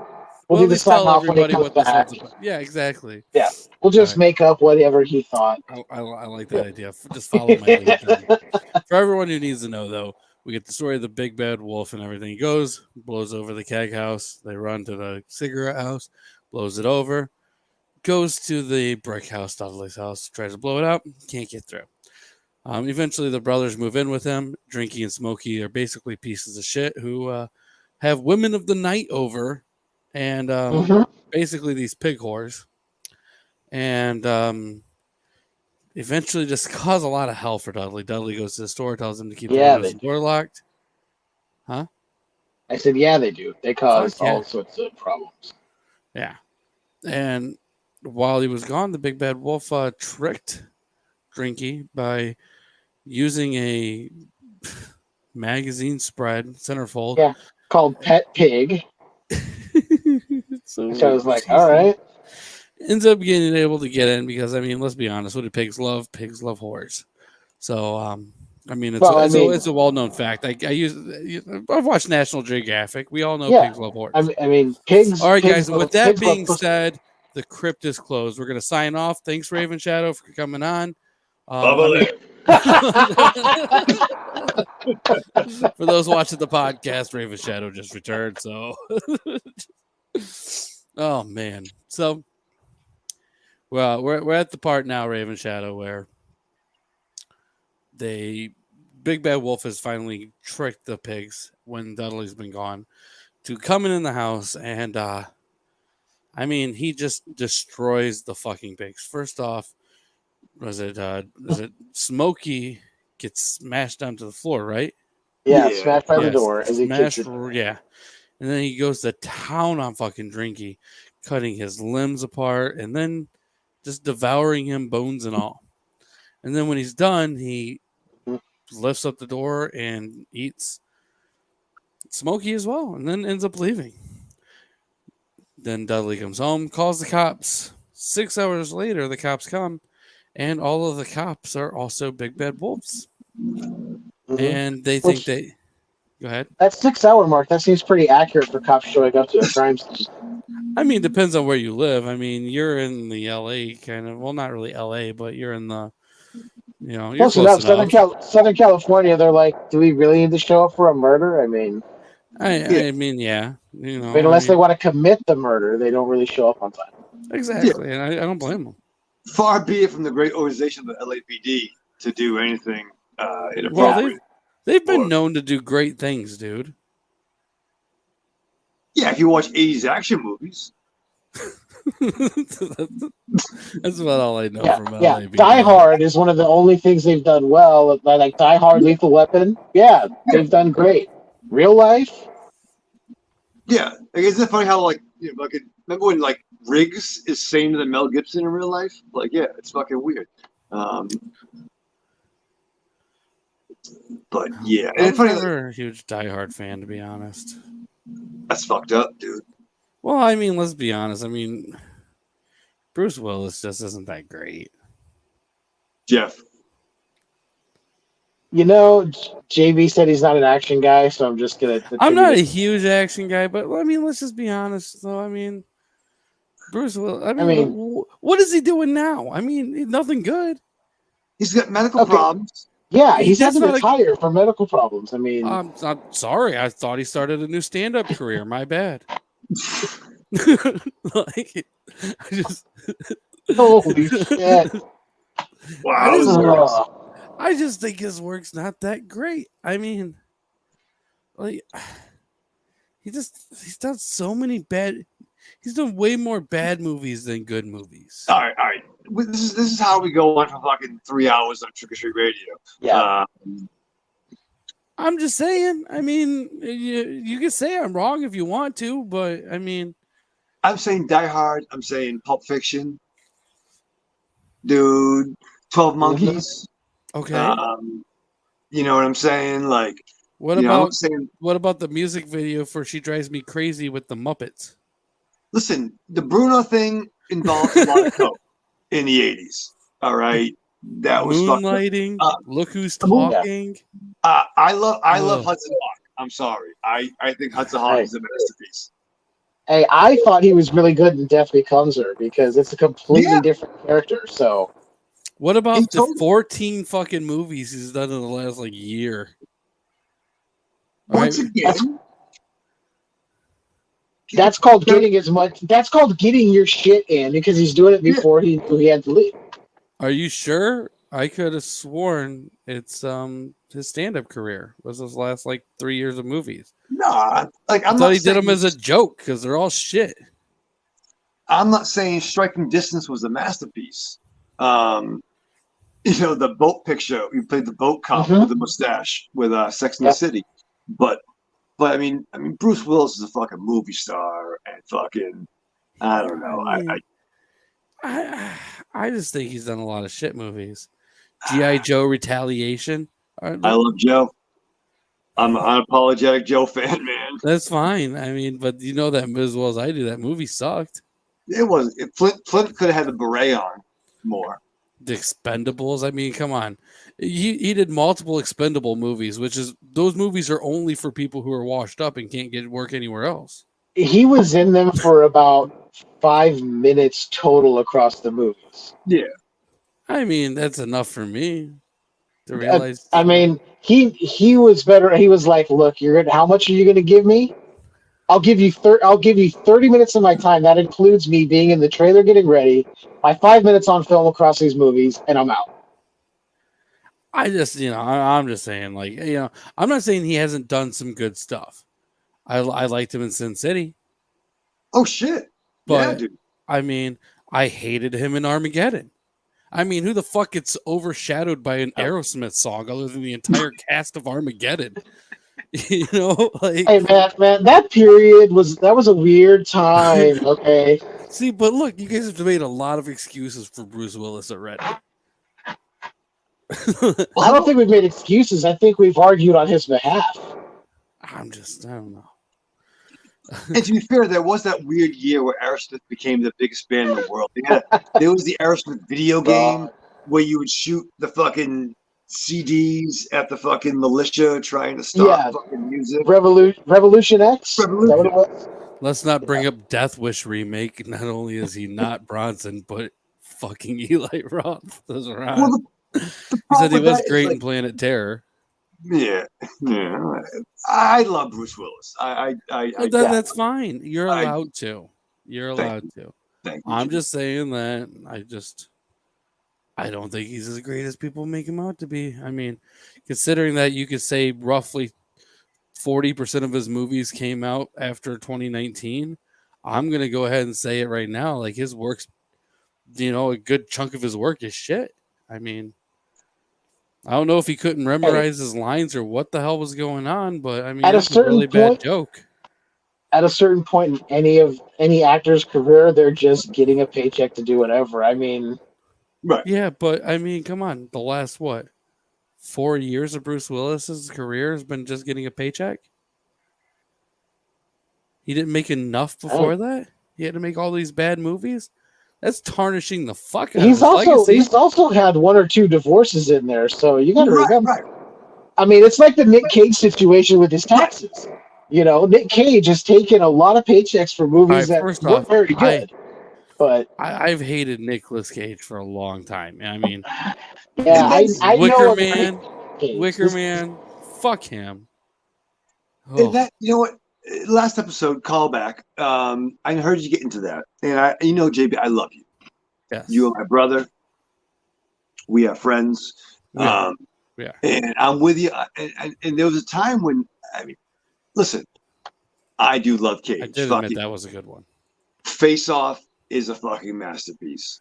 I love Con Air. JB, right. John Travolta did a good job playing Nick Cage. I love fucking Sailor, fucking Wild at Heart. I love Ghost Rider. Don't love Ghost Rider. Oh. That was not good. Fair. He'll do crazy shit like he'll be like filming in Atlanta and like buy a house and a car, and then when filming's over, he'd like leave. And it's like, no, Nick, you got to pay taxes on that shit. Like, you just can't abandon it. You can't abandon it like fucking Bill Murray in Stripes. You have to like pay for this shit. You're obligated to this now. Yeah. Fucking The Rock. with fucking my main man Ed Harris. He was believable in jiu-jitsu, right?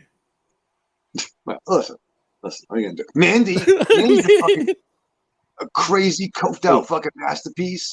I still have Mom to and see Dad. Mandy. What's that, buddy? I still have to see Mandy. That's I that's didn't on care bro. for Mandy. I thought he was okay in Mom and Dad. I'll give him that one. Oh, that pool scene, the pool where he flips out. Oh my Dude, lord! I loved him in Mom and Dad when he was breaking through that door and he's just having that moment. I'm like, this is that to me was like Vampire's Kiss level Nick Yep. Cage. Yeah, wait, the All fucking cockroach and shit for real. What about the remake of Sorcerer's Apprentice? Well, I'm old. I don't watch. Season of the Witch? Knowing? I Yeah. mean, oh, Okay, look, the Witch. there are certain films that Fisher Price, my first Indiana Jones.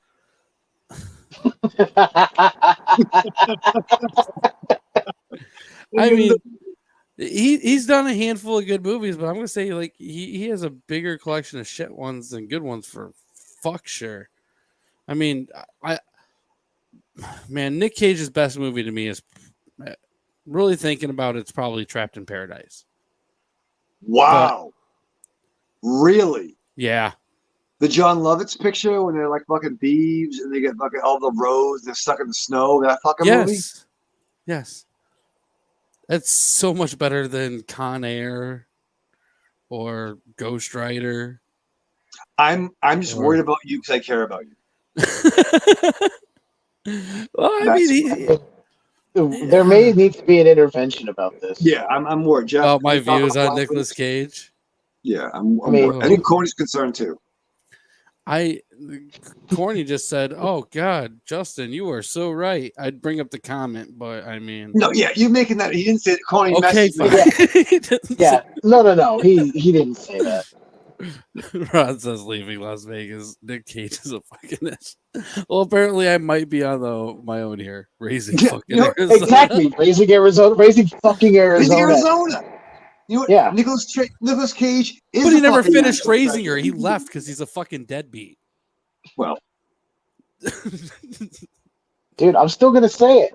Willy's Wonderland. He does not utter a word, and it's fantastic. All right, but look, all you gotta say is the Wicker Man, though. The Wicker Man, dude. You can pull out. You guys like are all comic book guys, right? We all like comic books, right?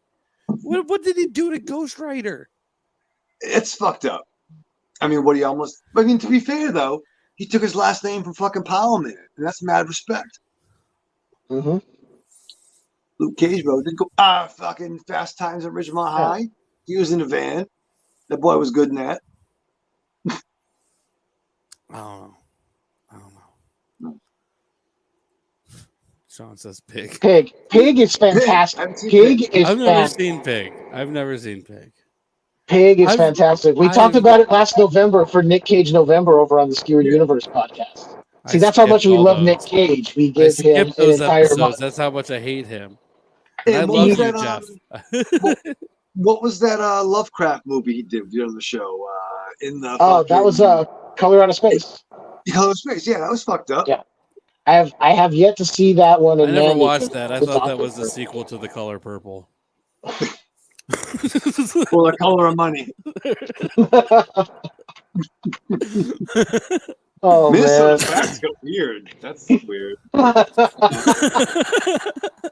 Weird. Oh God. Went All dark. right, well, we need to go back to this Tom episode. Cruise jumping on a couch. Tom Cruise. Oh, good. So, anyways, the big bad wolf should have ate Nicolas Cage and Bruce Willis, but instead he ain't smoky and drinky. Yeah. Right. And Dudley ends up getting blamed for it because everybody else is the big bad wolves. Or they're not the big bad wolves, but the police are wolves, the judges wolves, the jury's wolves, and basically gets sentenced to... They basically racially profiled Dudley. So well, yeah. Is this episode smarter than we are? Is this episode... Let me ask the question. Let me assume the position.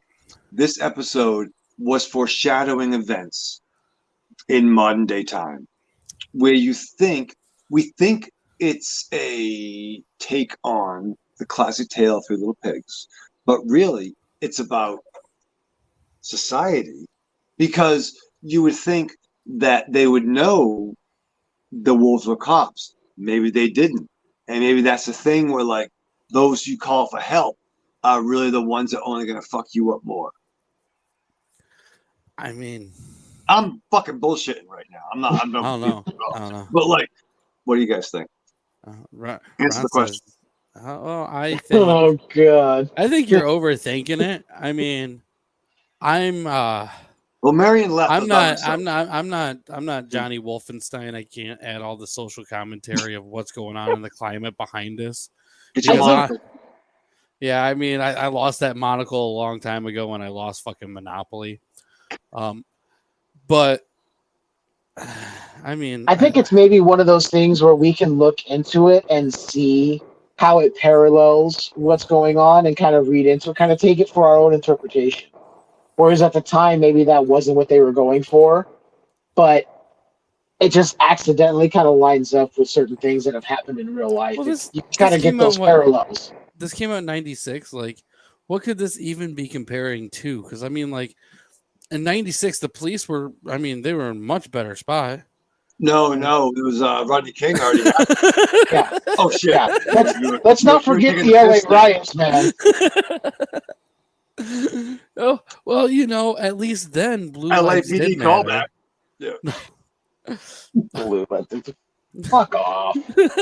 Ron says, much like Diarrhea of the Dead is something we are living through right now with all the social media bullshit that's going on. Diarrhea of the Dead. I mean, who did Diarrhea of the Dead, Ron? Yeah, who did? That's a sequel, right? Yeah, Diarrhea of the Dead. Yeah. What's that a sequel to? Huh? Anybody know? Oh, I know. It's just I know you have a point to make, but yeah, another not piece giving you the of shit satisfaction. fucking movie. Not every director is going to make gold. No, including somebody like Romero who did one good movie and shots fired. Night, Dawn, Day. Dawn. All right, give him two. Night and Day, or Dawn. Night and Dawn. I mean, are you serious? The remake was horrible too. I didn't care for the remake. Oh wait. Did you just? I like the remake of Night, but I hate the remake of Dawn. Did you just skip over Day of the Dead like it is not a masterpiece of horror? I'm sorry, but I mean it's. Dude, nihilistic as fuck. There's no real happy ending to it. I mean, 3 of them get away, but we don't know for how long, and the effects are fucking fantastic. What? I don't know you anymore, man. I mean, it's all right. Look, Joe Pilato. All right. Personally, I thought Return of the Living Dead was better. Return of the Living Dead is great, but Day is my favorite of Romero's trilogy, and it's just it is my top tier for zombie. Oh God, Ron! I adore. And first off, every time somebody says "to be fair," you guys ever watch that Letterkenny? To be fair, no, it's a hoity-toity type thing to say. I made a list of Romero's movies from worst to best, and I put Day at 4 and Diarrhea at 3. But that's just me. Everyone's entitled to their opinion. I mean, I'm just giving JB a bunch of shit. That's fine. I don't think Romero did as good of work as people make him out to be. Everyone, I mean, they try to make him out to be like a fucking genius, and I don't know. I don't think he was as good as people, claim he is. Like, yeah, he did a couple of good movies, but I mean, he's made some real fucking pieces of shit too. I mean, you guys ever watch Monkey Shines? Oh, like all the way through? I have. This is the same motherfucker. I'm just throwing this out there. I mean, I will say this, JB, and I don't think you're wrong about this. I think some Nicolas Cage stuff I'm concerned about, and Bruce Willis as well, but that's fine. We will agree to disagree because we're friends. Okay. I don't disagree with the overall body of Romero's work. I think he had some really good shit. which is better than I fucking hope. Most of the stuff past the early 80s is just fucking hot garbage. But who put Diary at 3? Is that wrong? Yeah, that's Ron. Is But Ron I McMahon? mean, to be fair, at least he put it above Land and Survival of the Dead, which are real big pieces of shit. Oh, I was thinking, was Diary the fucking the found footage one? Diary was, oh god, what was that? Diary was the found footage one. They were trying to make the like horror movie for social media or something like that. Okay, yeah. Dawn is the greatest zombie ever. Full stop. Yeah, but Ron likes the remake the most because he's a huge Snyder fan. I thought the remake was fucking killer, dude. I did. I enjoy the remake. I like the remake. I really despise Zack Snyder too, though, because he started the zombie genre, right? No. Ron says, "Oh, you can eat my fucking ass." He redefined the zombie genre, because up until Night, it was mostly zombie. Zombies were mostly voodoo up until that point. So he sort of redefined the genre as a whole.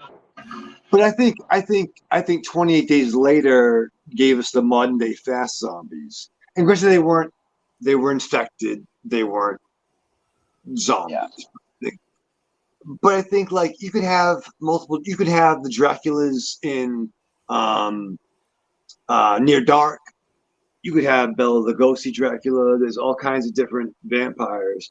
I'm okay with modifications. There's a voodoo shit. There's the like Leia the White Worm or the fucking Serpent in the Rainbow. Serpent in the Rainbow. Thank you.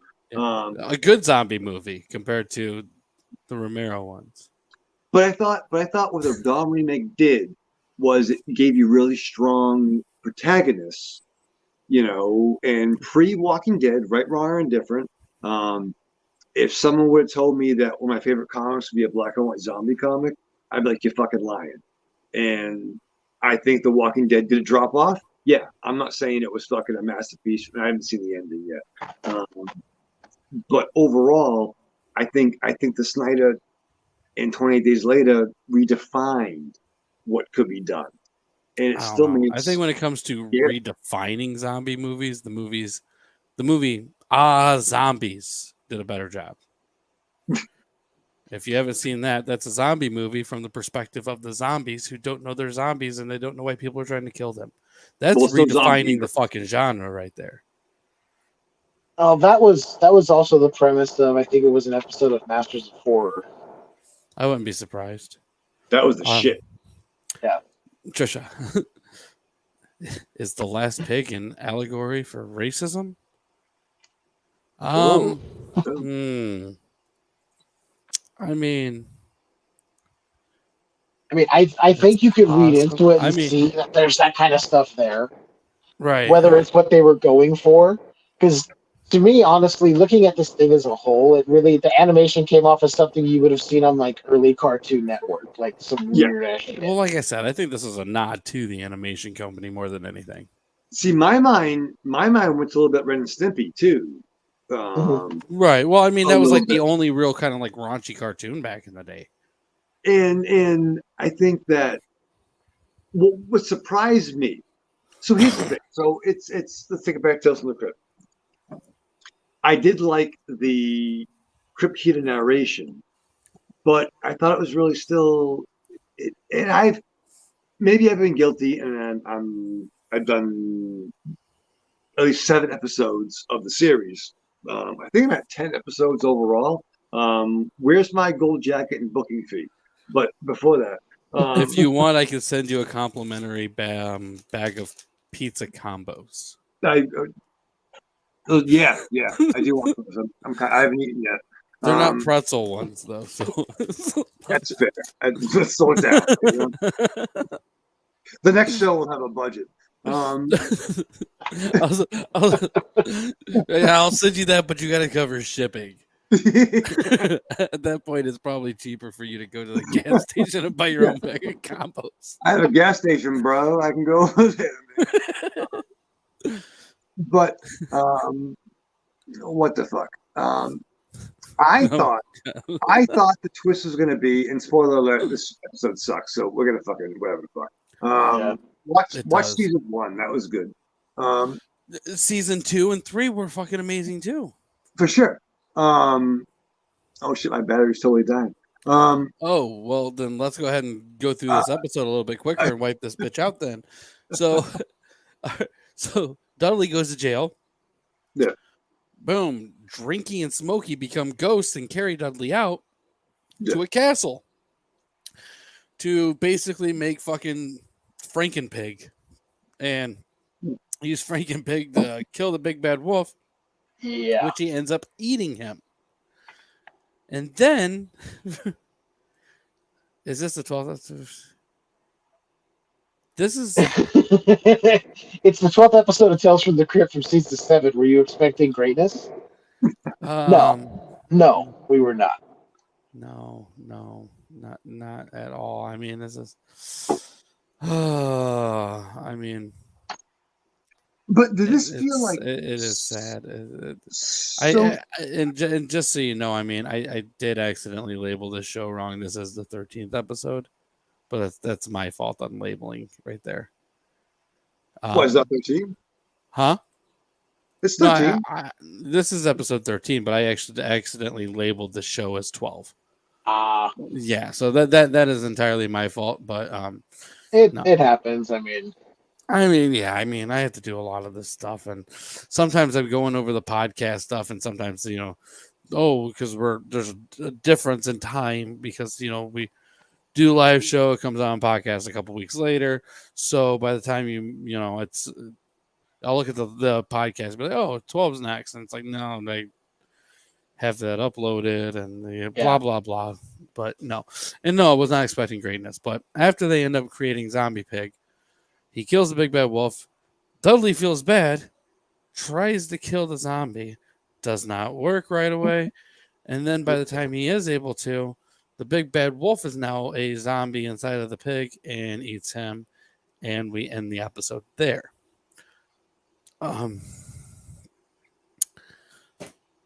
I will say this is better than the regular Three Little Pigs that I remember. I mean, I prefer a little bit of drinking and smoking with my pigs. I mean, a good smoked pig. I mean, I don't know. Personally, if I had to sit there and actually rate this episode between 1 and 10, it's going to be like a fucking 3 for me. To me, this is a nod to the cartoon and kind of trying to cross over and kind of have a more of an adult version. And to me, it's just, it's a trash episode. Yeah.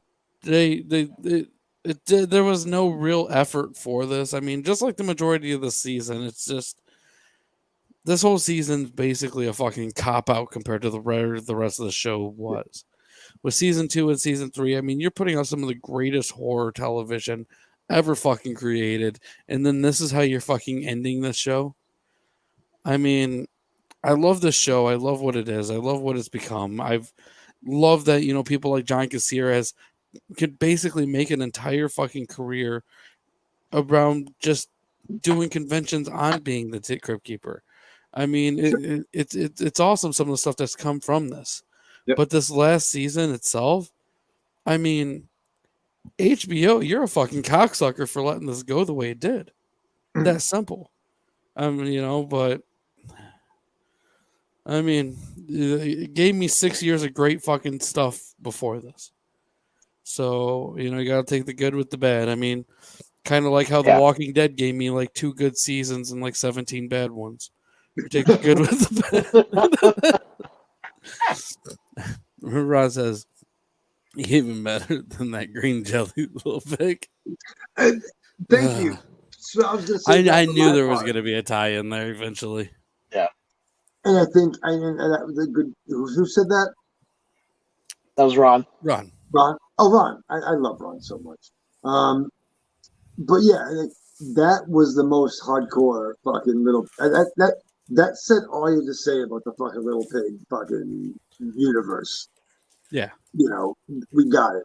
fucking, and then fucking the lead singer, Maynard James Keen did a little fucking vocal work on that from Tool, for those who may not know. You mean from A Perfect Circle?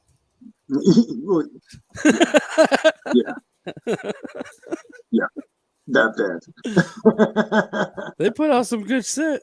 I see what you're doing there. I see you, Jeff. Just like, this guy's just a shit talker. I don't know enough about Tool and all that to say anything, so I just stay quiet so I don't look stupid. No, it's all good, brother. It's all good. Was this the longest? Huge Perfect Circle fan, though, Jeff is. They're great. They're killer. They're killer. I love them. Was this the longest 24 fucking minutes ever? Like, oh god. Like, yeah. I felt my hair growing back. Like, what the fuck? Like, whoa, your sound just went to shit. Oh, I did? Yeah. Oh shit. It's okay. We can still hear you. Yeah, we can still hear you. Is it really terrible? Oh, it's really terrible. It's like we're in a phone call. Yeah. All right, let me try to restart. All right, if you want to, yeah, I'll let Jeff go ahead and say what he thought about this episode. And go to him. All right. So while he's getting ready, Jeff, what did you think about this episode, and where are you going to rate this between 1 and 10? Oh, I watched this thing twice because I wanted to make sure that, like I said, I didn't miss anything. Again, putting myself through the paces to make sure I'm good. This was hard to watch the first time and even harder the second time. Yeah. I mean, the voice acting is fine. They're doing the best they can, but it's the Three Little Pigs. It's not a story, and then you throw in a Frankenstein element, and then zombies on top of that, whatever. I mean, this was basically like something I would have seen on early Cartoon Network, like with the likes of like early Billy and Mandy and stuff like that. This is what that felt like. Right. You cut down on some of the little bit of uses of language, maybe change the drinking and smoking to other things. You've got a perfectly fine kids cartoon for Saturday mornings. I'm with you on the 3 thing, man. It's just to go out with a prolific series that has the reputation of Tales from the Crypt, and you go out on an unoriginal animated episode. You couldn't even bother to find another story from the comics because Lord knows you didn't do them all. In 6 seasons leading up to this, not even close. All of season 7, you didn't even touch all of those that you were getting stories from before. So to me, it was kind of like a cop-out at the end of this, just to get something out there. Like you said, a nod to the animation studio Nelvana, because they were doing Tales from the Crypt Keeper. But it's also just kind of like, well, that's what we're moving on to, so fuck the show. We're just going to do an animated show and say fuck it. I mean, yeah, I don't know. Like I said, it's just one of those things. Like, I enjoyed the joke of the big bad wolf not being able to find a rhyme for third. I'm like, okay, that's kind of funny, but when that's like the only thing that I'm like, okay. Bobcat, though. Exactly. If you put somebody else doing that, I would have been like, this is dumb. Right. It's just I appreciate Bobcat so much that I'm going to find it funny when he's doing the jokes because of his timing, the way he played it. Other than that, man, that's like that's almost an hour of my life I can't get back watching this fucking cartoon. So you're right there with me with a 3? Yeah, for sure. Fair enough. Sean Smithson asked, curious, is Ravenshadow using a Samsung phone? If so, that audio problem's normal. I am. And his audio is better now. It is better now. And Ron says, I mean, it's not Garth Marenghi's Dark Place. Yeah. It's not even close to that, Ron. I mean, come on, Garth Marenghi's Dark. It's like Garth Marenghi's Dark Place is like a really high quality steak. And this episode of Tales from the Crypt is fucking, Dollar Tree fucking strip steak. It shouldn't Dollar be Tree has strip steak? Some dollar store sells steak, and I don't know why people are eating it, but some people got to do what they got to do, man. Huh. I did not know that they had steak.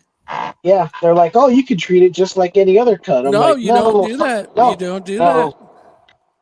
I Huh. mean, the It doesn't sound like a really good thing to be eating. Wait, I mean, I live in New England, outside of Boston, Central Mass. I've never seen a lot of Dollar Trees with like refrigeration setups. So where would they keep the meat?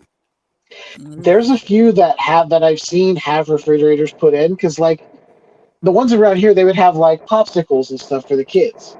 And then I went into one and they had big signs put up like, strip steak, $1. I'm like, Dude, oh no, that's nothing. no, no. So, for those who don't know, I have recently moved, and I moved more into a rural area. Oh, fuck. To put it blatantly, this city has about 192,000 less people. See there, JB done moved out into the backwoods. Exactly. And our Dollar General not only has a freezer section here, but they have a fresh produce section. Never seen that shit in my fucking life until the other day. Depending on where they're at, Dollar Generals tend to do that. Some 99-cent stores tend to do that. Now, it's not the highest quality, but in a pinch, it would be fine. All I'm saying is, do not look. Eggs are in a shell, so you can't really fuck with them. It's Some Dollar Trees. fresh meats. I'm not trusting from 99-cent store, or Dollar Tree, or Dollar General. I'm not trying to buy, boneless, skinless chicken thighs at Dollar General. Dollar Tree has a block from my house, a huge freezer fridge unit in the back, and the Dollar General has a ton of frozen stuff. JB Wait. uses the bathroom in a box with the crescent moon on. Maybe. It's wrong. It's called an outhouse. Okay, you need to get it right. Oh. Sorry, it's called an outhouse. It's out back, down right by the creek. All right. Thank you very much. The creek's across the street, but yes. I don't think if I was in a plane crash in the Swiss Alps and I had like Dollar Tree meat, I would. If I was in a pilot's pocket, I wouldn't eat that. I think I would eat my passenger next to me before I ate Dollar Tree steak. Right. Yeah, it's gonna be alive. It's gonna be that situation. I'm eating everybody else on the plane. I'm not eating that shit. Yeah. Don't get me wrong, though. The only meat I'm going to trust from a dollar store is going to be a Slim Jim. And even then, that Slim Jim could be from 1994. I'm cool It's with still that. got a picture of Macho Man on it. Oh yeah. You're supposed to. How else Seven are you Old supposed to tap Slim Jim. into it? The cream of the crop. Cream of the crop. Fucking brilliant. Yeah, damn it. So, Ravenshadow, what did you think of this episode if you had to rate it? This is not good. It's not good. No? It's not good. Give it a score, 1 to 10. Come on. And I know I looking back on my historic, some might say legendary, some might say unable to reproduce appearances on the show.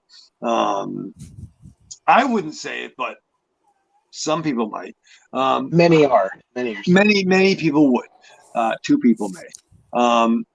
And I know maybe historically I've always graded higher because it just might nostalgia for the show, what it was, the time when I was a pup, revisiting it, talking with old and new friends, and just enjoying the overall. But I didn't get any nostalgia from watching this episode. There was nothing aside from the intro credits. I thought the idea of a Crypt Keeper narrative might have been slightly ahead of its time, and maybe in modern day, I would love to see the OG come back and maybe do something like that in some form. But I think overall it missed its mark, and it deviated from the formula. And I think this was probably something they threw together and they just threw it out. Like there's some episodes and shows where you're like, okay, we didn't have time.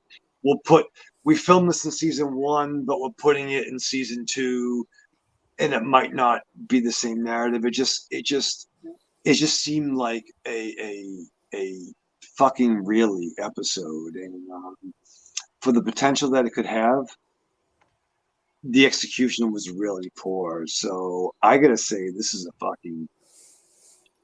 I give it a 2 for the idea and for putting OG Crypt Keeper over. But yeah, it's like giving the OG Crypt Keeper the 24/7 title. Okay, you got it, but probably Kate Quick is going to get it at a flea market on Sunday. So I'd give it a 2 on Trick or Treat Radio. I'd give it a high trick, brother. That's fine. Do you know what IMDb gives us? A 6.2.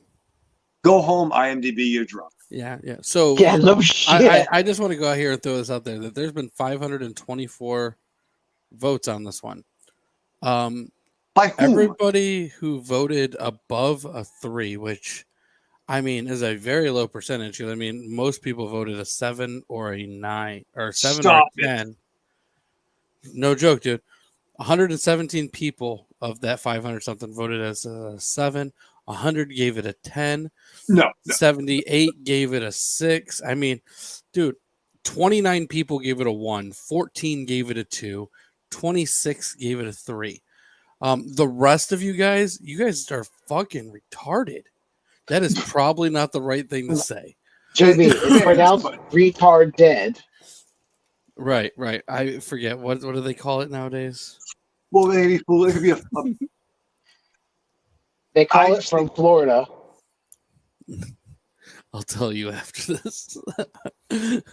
Listen, I'm not proud of it, and I'm not advocating it. I've done a lot of drugs.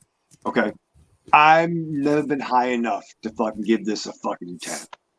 Yeah, like I'm assuming this is like family members, production staff who all went and graded it and trying to save face.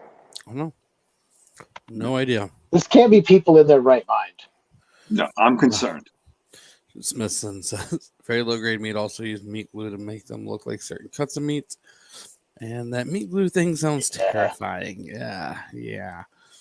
I bet watching a documentary on meat glue was probably better than this episode. I'm just going to throw that out there. But watching a documentary on glue in general would be better than this. That's fair. I'm not saying a cool like anime on like HBO Max or Cock, whatever that network's called.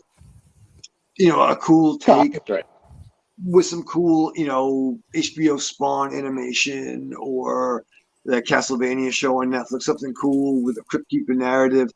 I'm not saying it couldn't be cool, but I think does horror lose something when it's animated? Because I think it's the human element, right? Right. Like it does. You're not wrong. It does. It loses Ron dousing ladies in meat glue. That's weird. This is you learn things about people, and sometimes you just have to go, okay, right? Yeah, okay. Meat glue is fucked up, Ron. I'll be honest with you. I love you, brother, but meat glue is a little bit fucked up. Oh, fucking hey, dude. Yeah. Well, I mean, could be worse. Could be better, but yeah.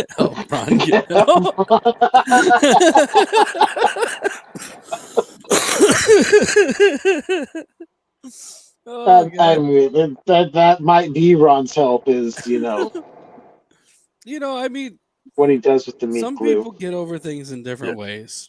And, yeah. Dousing ladies in meat glue might be therapy for him. But not hard. Tales of the podcast, we don't advocate that on this show. No amount of therapy. Oh man.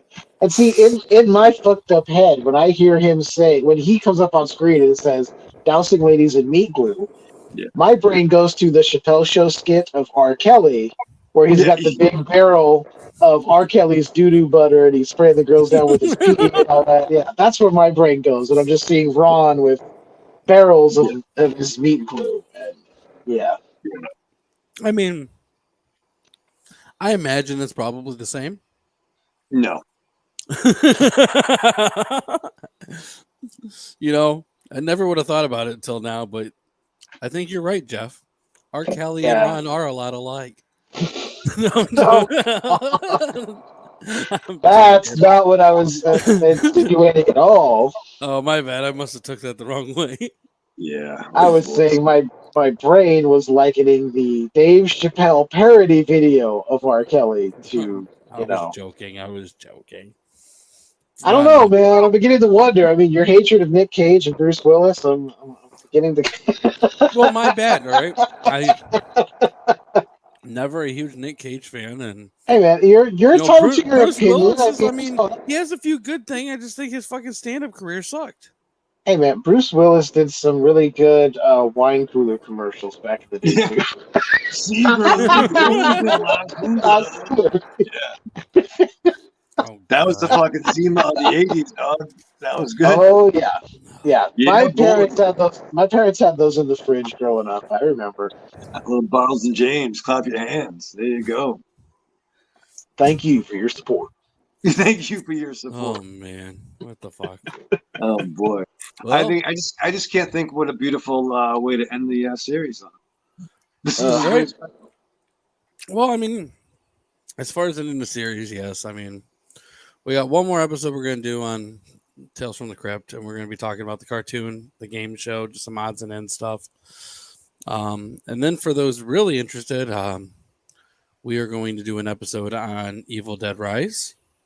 Oh shit! Yeah, word. Which did you get a chance to watch that one yet, Jeff?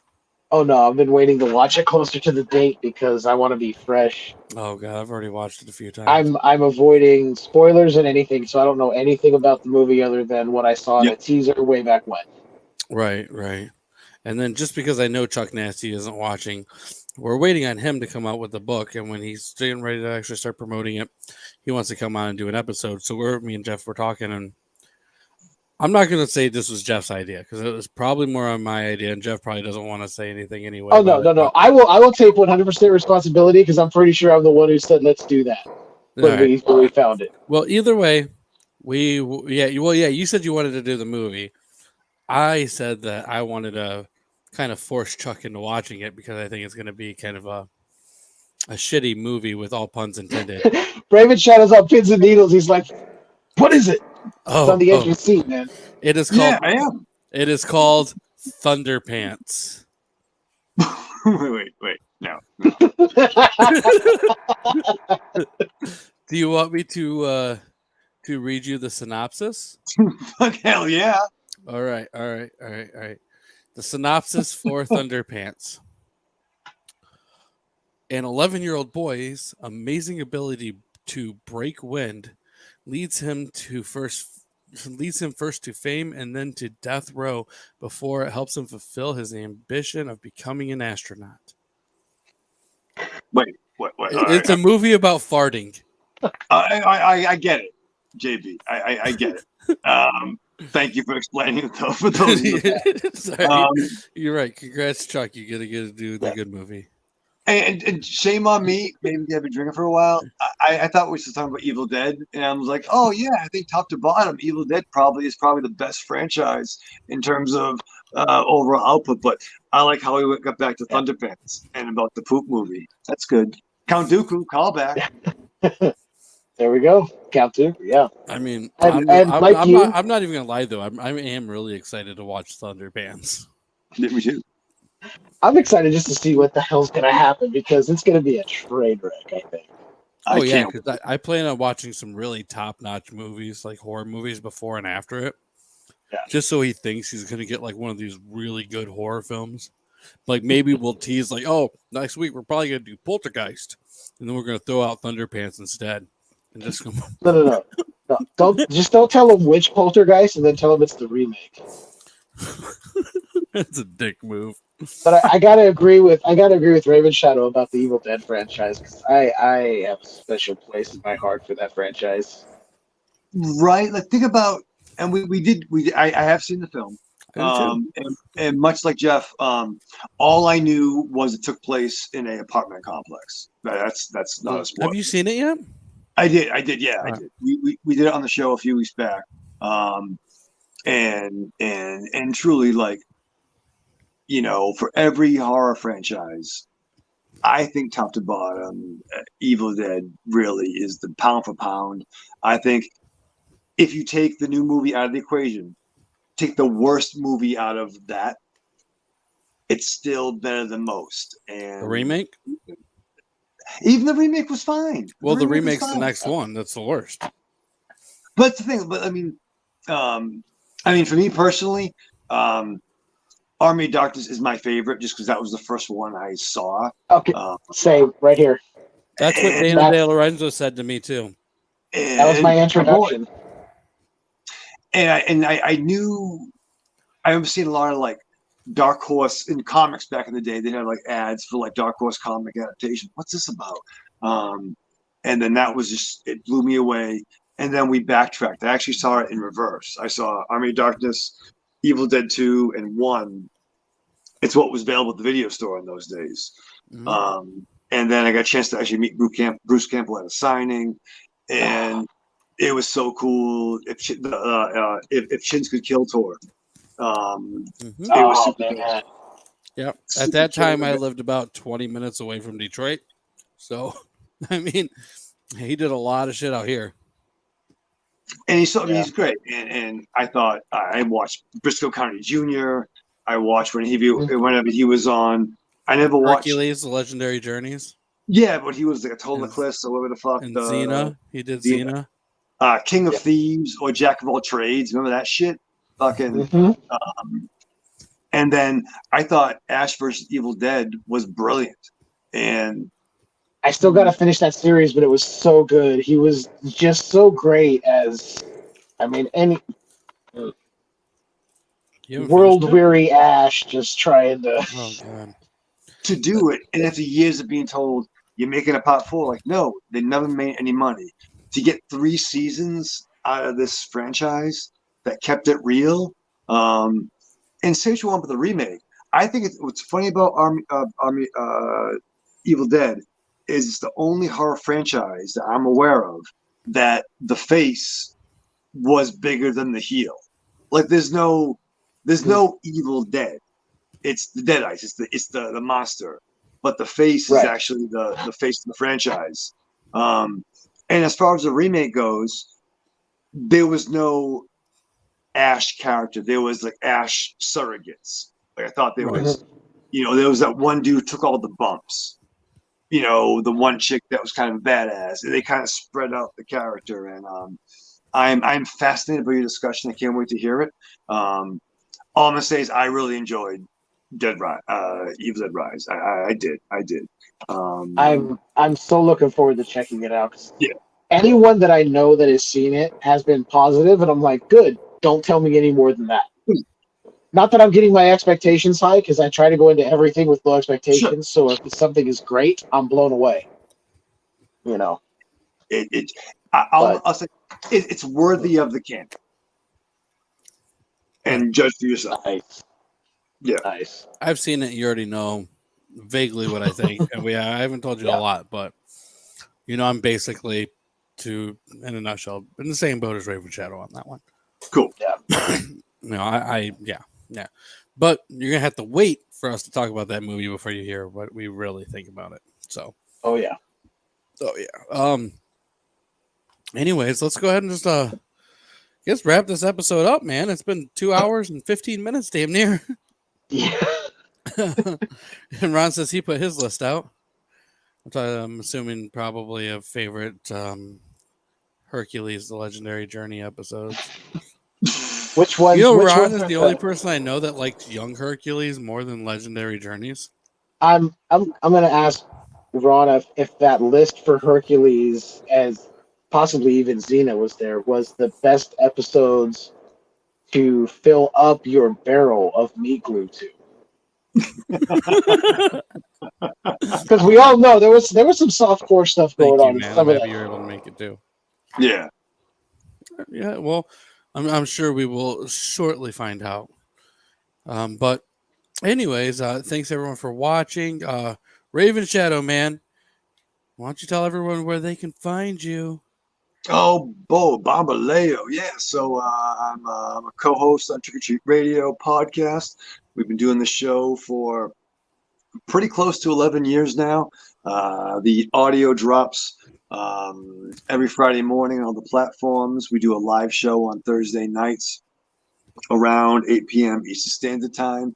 And essentially, we've been a group for friends of 25 plus years. And it's hanging out at the bar, hanging out at the Denny's table, and we discuss movies, dick jokes, arguments, and it's a great community. So check us out if you like arguments, dick jokes, and a lot of assholes have podcasts, but we want to be your assholes. So yeah.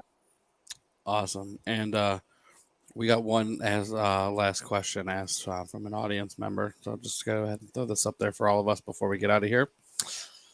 If you could choose any celebrity to see get tickled, who would it be? Ravenshadow, who would you like to see get tickled? Wait, what? Yeah. If you could choose any celebrity to see get tickled, who would it be? Tickled where? See, that's the bigger question. I don't know. It's up to you, I guess. That's the thing. Emma says, I say Justin Bieber, as he's quite arrogant and he'd hate it. I would like to see Christopher Reeves get tickled because I think it'd be hilarious. Well, that's fucked up, JB. Because the man is dead. And a horrible tragedy. I would just want to say, he's everybody's favorite Superman. I wanted to see him laugh one more time. But Dean Cain can do it. Why can't he? If who? If Dean Cain can do it, why can't he? Well, that's not even the same sport, my friend. Just normal tickling. So feet tickled. Vladimir Putin. Okay. Jeff, who do you want to see get tickled? I feel like Jeff's still getting over the Christopher Reeves. That's fucked up, right? Jeff? Yeah, that's fucking weird. Yeah, as someone whose Superman is Christopher Reeve, that's really fucked up, man. That threw me I'm for just a saying, loop, my Superman growing up was always Dean Cain. I think you know what? Maybe if you want to tickle Superman, Tom Welling, he's a great smile. TV's Tom Welling from Smallville. I didn't grow up on that one, though. Dean Cain has a good smile, too. A little off the rails, though. Anyway, you know what? Much. Tickle Charles Barkley because I want to know what the hell he sounds like laughing. Why not? Oh! I don't know. Can I choose my answer? Yeah, I think you can change your answer. Yeah. Go ahead. All right, I want Tommy Lee Jones. He doesn't laugh though. That's the thing. And I want armpit tickle. I want like a little. I want that. He laughed. Go back to Men in Black when he was telling that joke to Jay in the diner after he gave him the neuralizer. He did laugh once, but it could have been a voice actor doing a Tommy Lee impression. Two-Face. He was which on paper should have been a great Two-Face. On paper, he just got overshadowed by Jim Carrey in that movie, who was one of the best Riddlers ever. On paper, and dude, come on, we got Mr. Freeze too. I mean, there's so many good things with that. That whole era, now Jeff and I are really working. If you start talking about Batman and Robin being your favorite Batman movie, I just don't know. That was the first movie, I mentioned it before, was the first movie I stood up and said, what the fuck? In a theater. My Batman's always been Keaton. Word. See, I watched that and I was thinking, okay, I heard Bane was going to be in Batman and Robin. I'm like, oh, cool. I like Bane from the animated series. I know about Bane from going back and reading Nightfall. That wasn't Bane. I don't care what you're telling me. That was not. Too. No. Bane wasn't some, hacky, stupid, dumb grunt working for somebody. He was a brilliant criminal mastermind who just happened to use Venom to his advantage to break the bat. I mean, the guy ran a criminal organization. I mean, correct me if I'm wrong here, Ravenshadow, but the guy was like No, for real. more than just a big muscular dude. The Brazilian dude, Sins of the Father, got out of prison, and fucking. He was Bruce's equal in terms of brain and power and muscle. Orchestrated this giant attack. And to be fair, Batman he blew up Arkham Asylum. Bruce and Tim put every villain back. Batman got the flu because he was in a fucking sewer for a week and a half. Fucking gets home in his fucking bathrobe. Bane shows up, breaks his fucking bath. What the fuck? I'm home. I'm chilling. But right, Bane was a fucking mastermind, and in that movie he was. Yeah, he was basically like Frankenstein's monster at that point. Yeah, like early Frankenstein's monster. And the great John Glover couldn't save that picture. Was just John Glover did everything he could, and it was like, well. I mean, Bane in The Dark Knight Rises was closer to what Bane should be than what Batman and Robin was claiming was Bane. But the cool thing about the Batman and Robin movie, though, was do you remember the collector's glasses that came out? They did a good job on those, at least.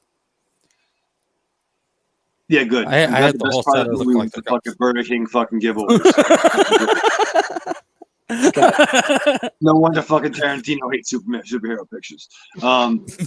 But Jeff, my ideal Bane, if you ever watched Sons of Anarchy or the Alvarez, the Mayans.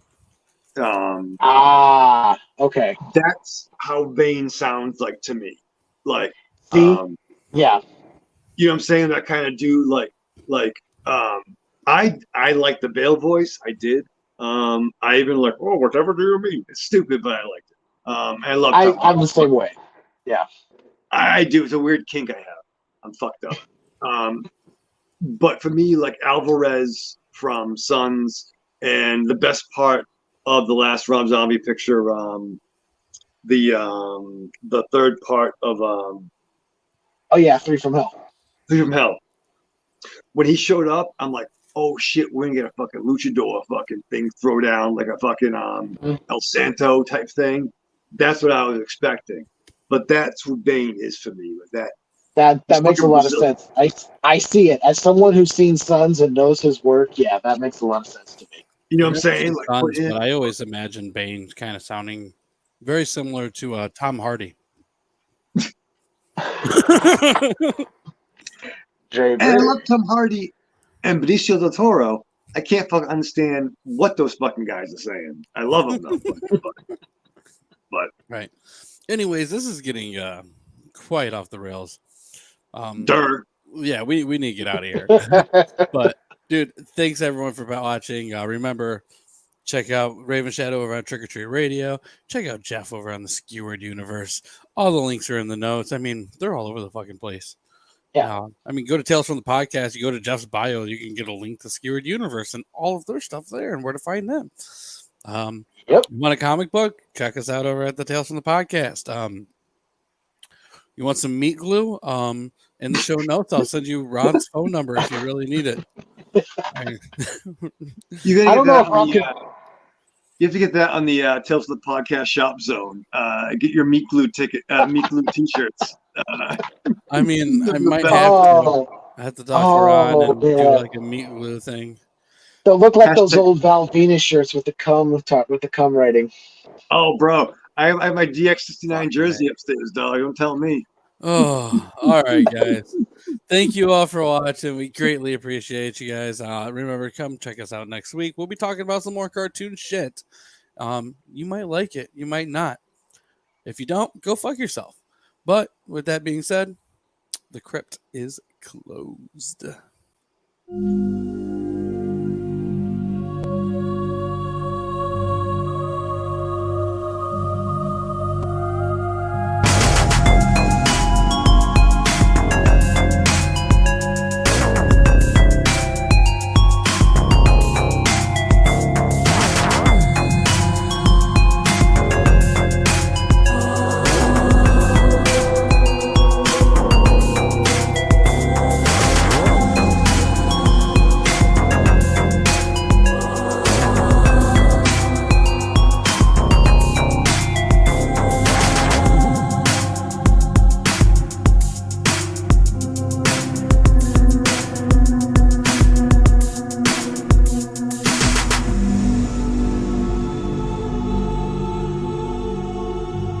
Thanks for listening, kiddies. You're all a scream.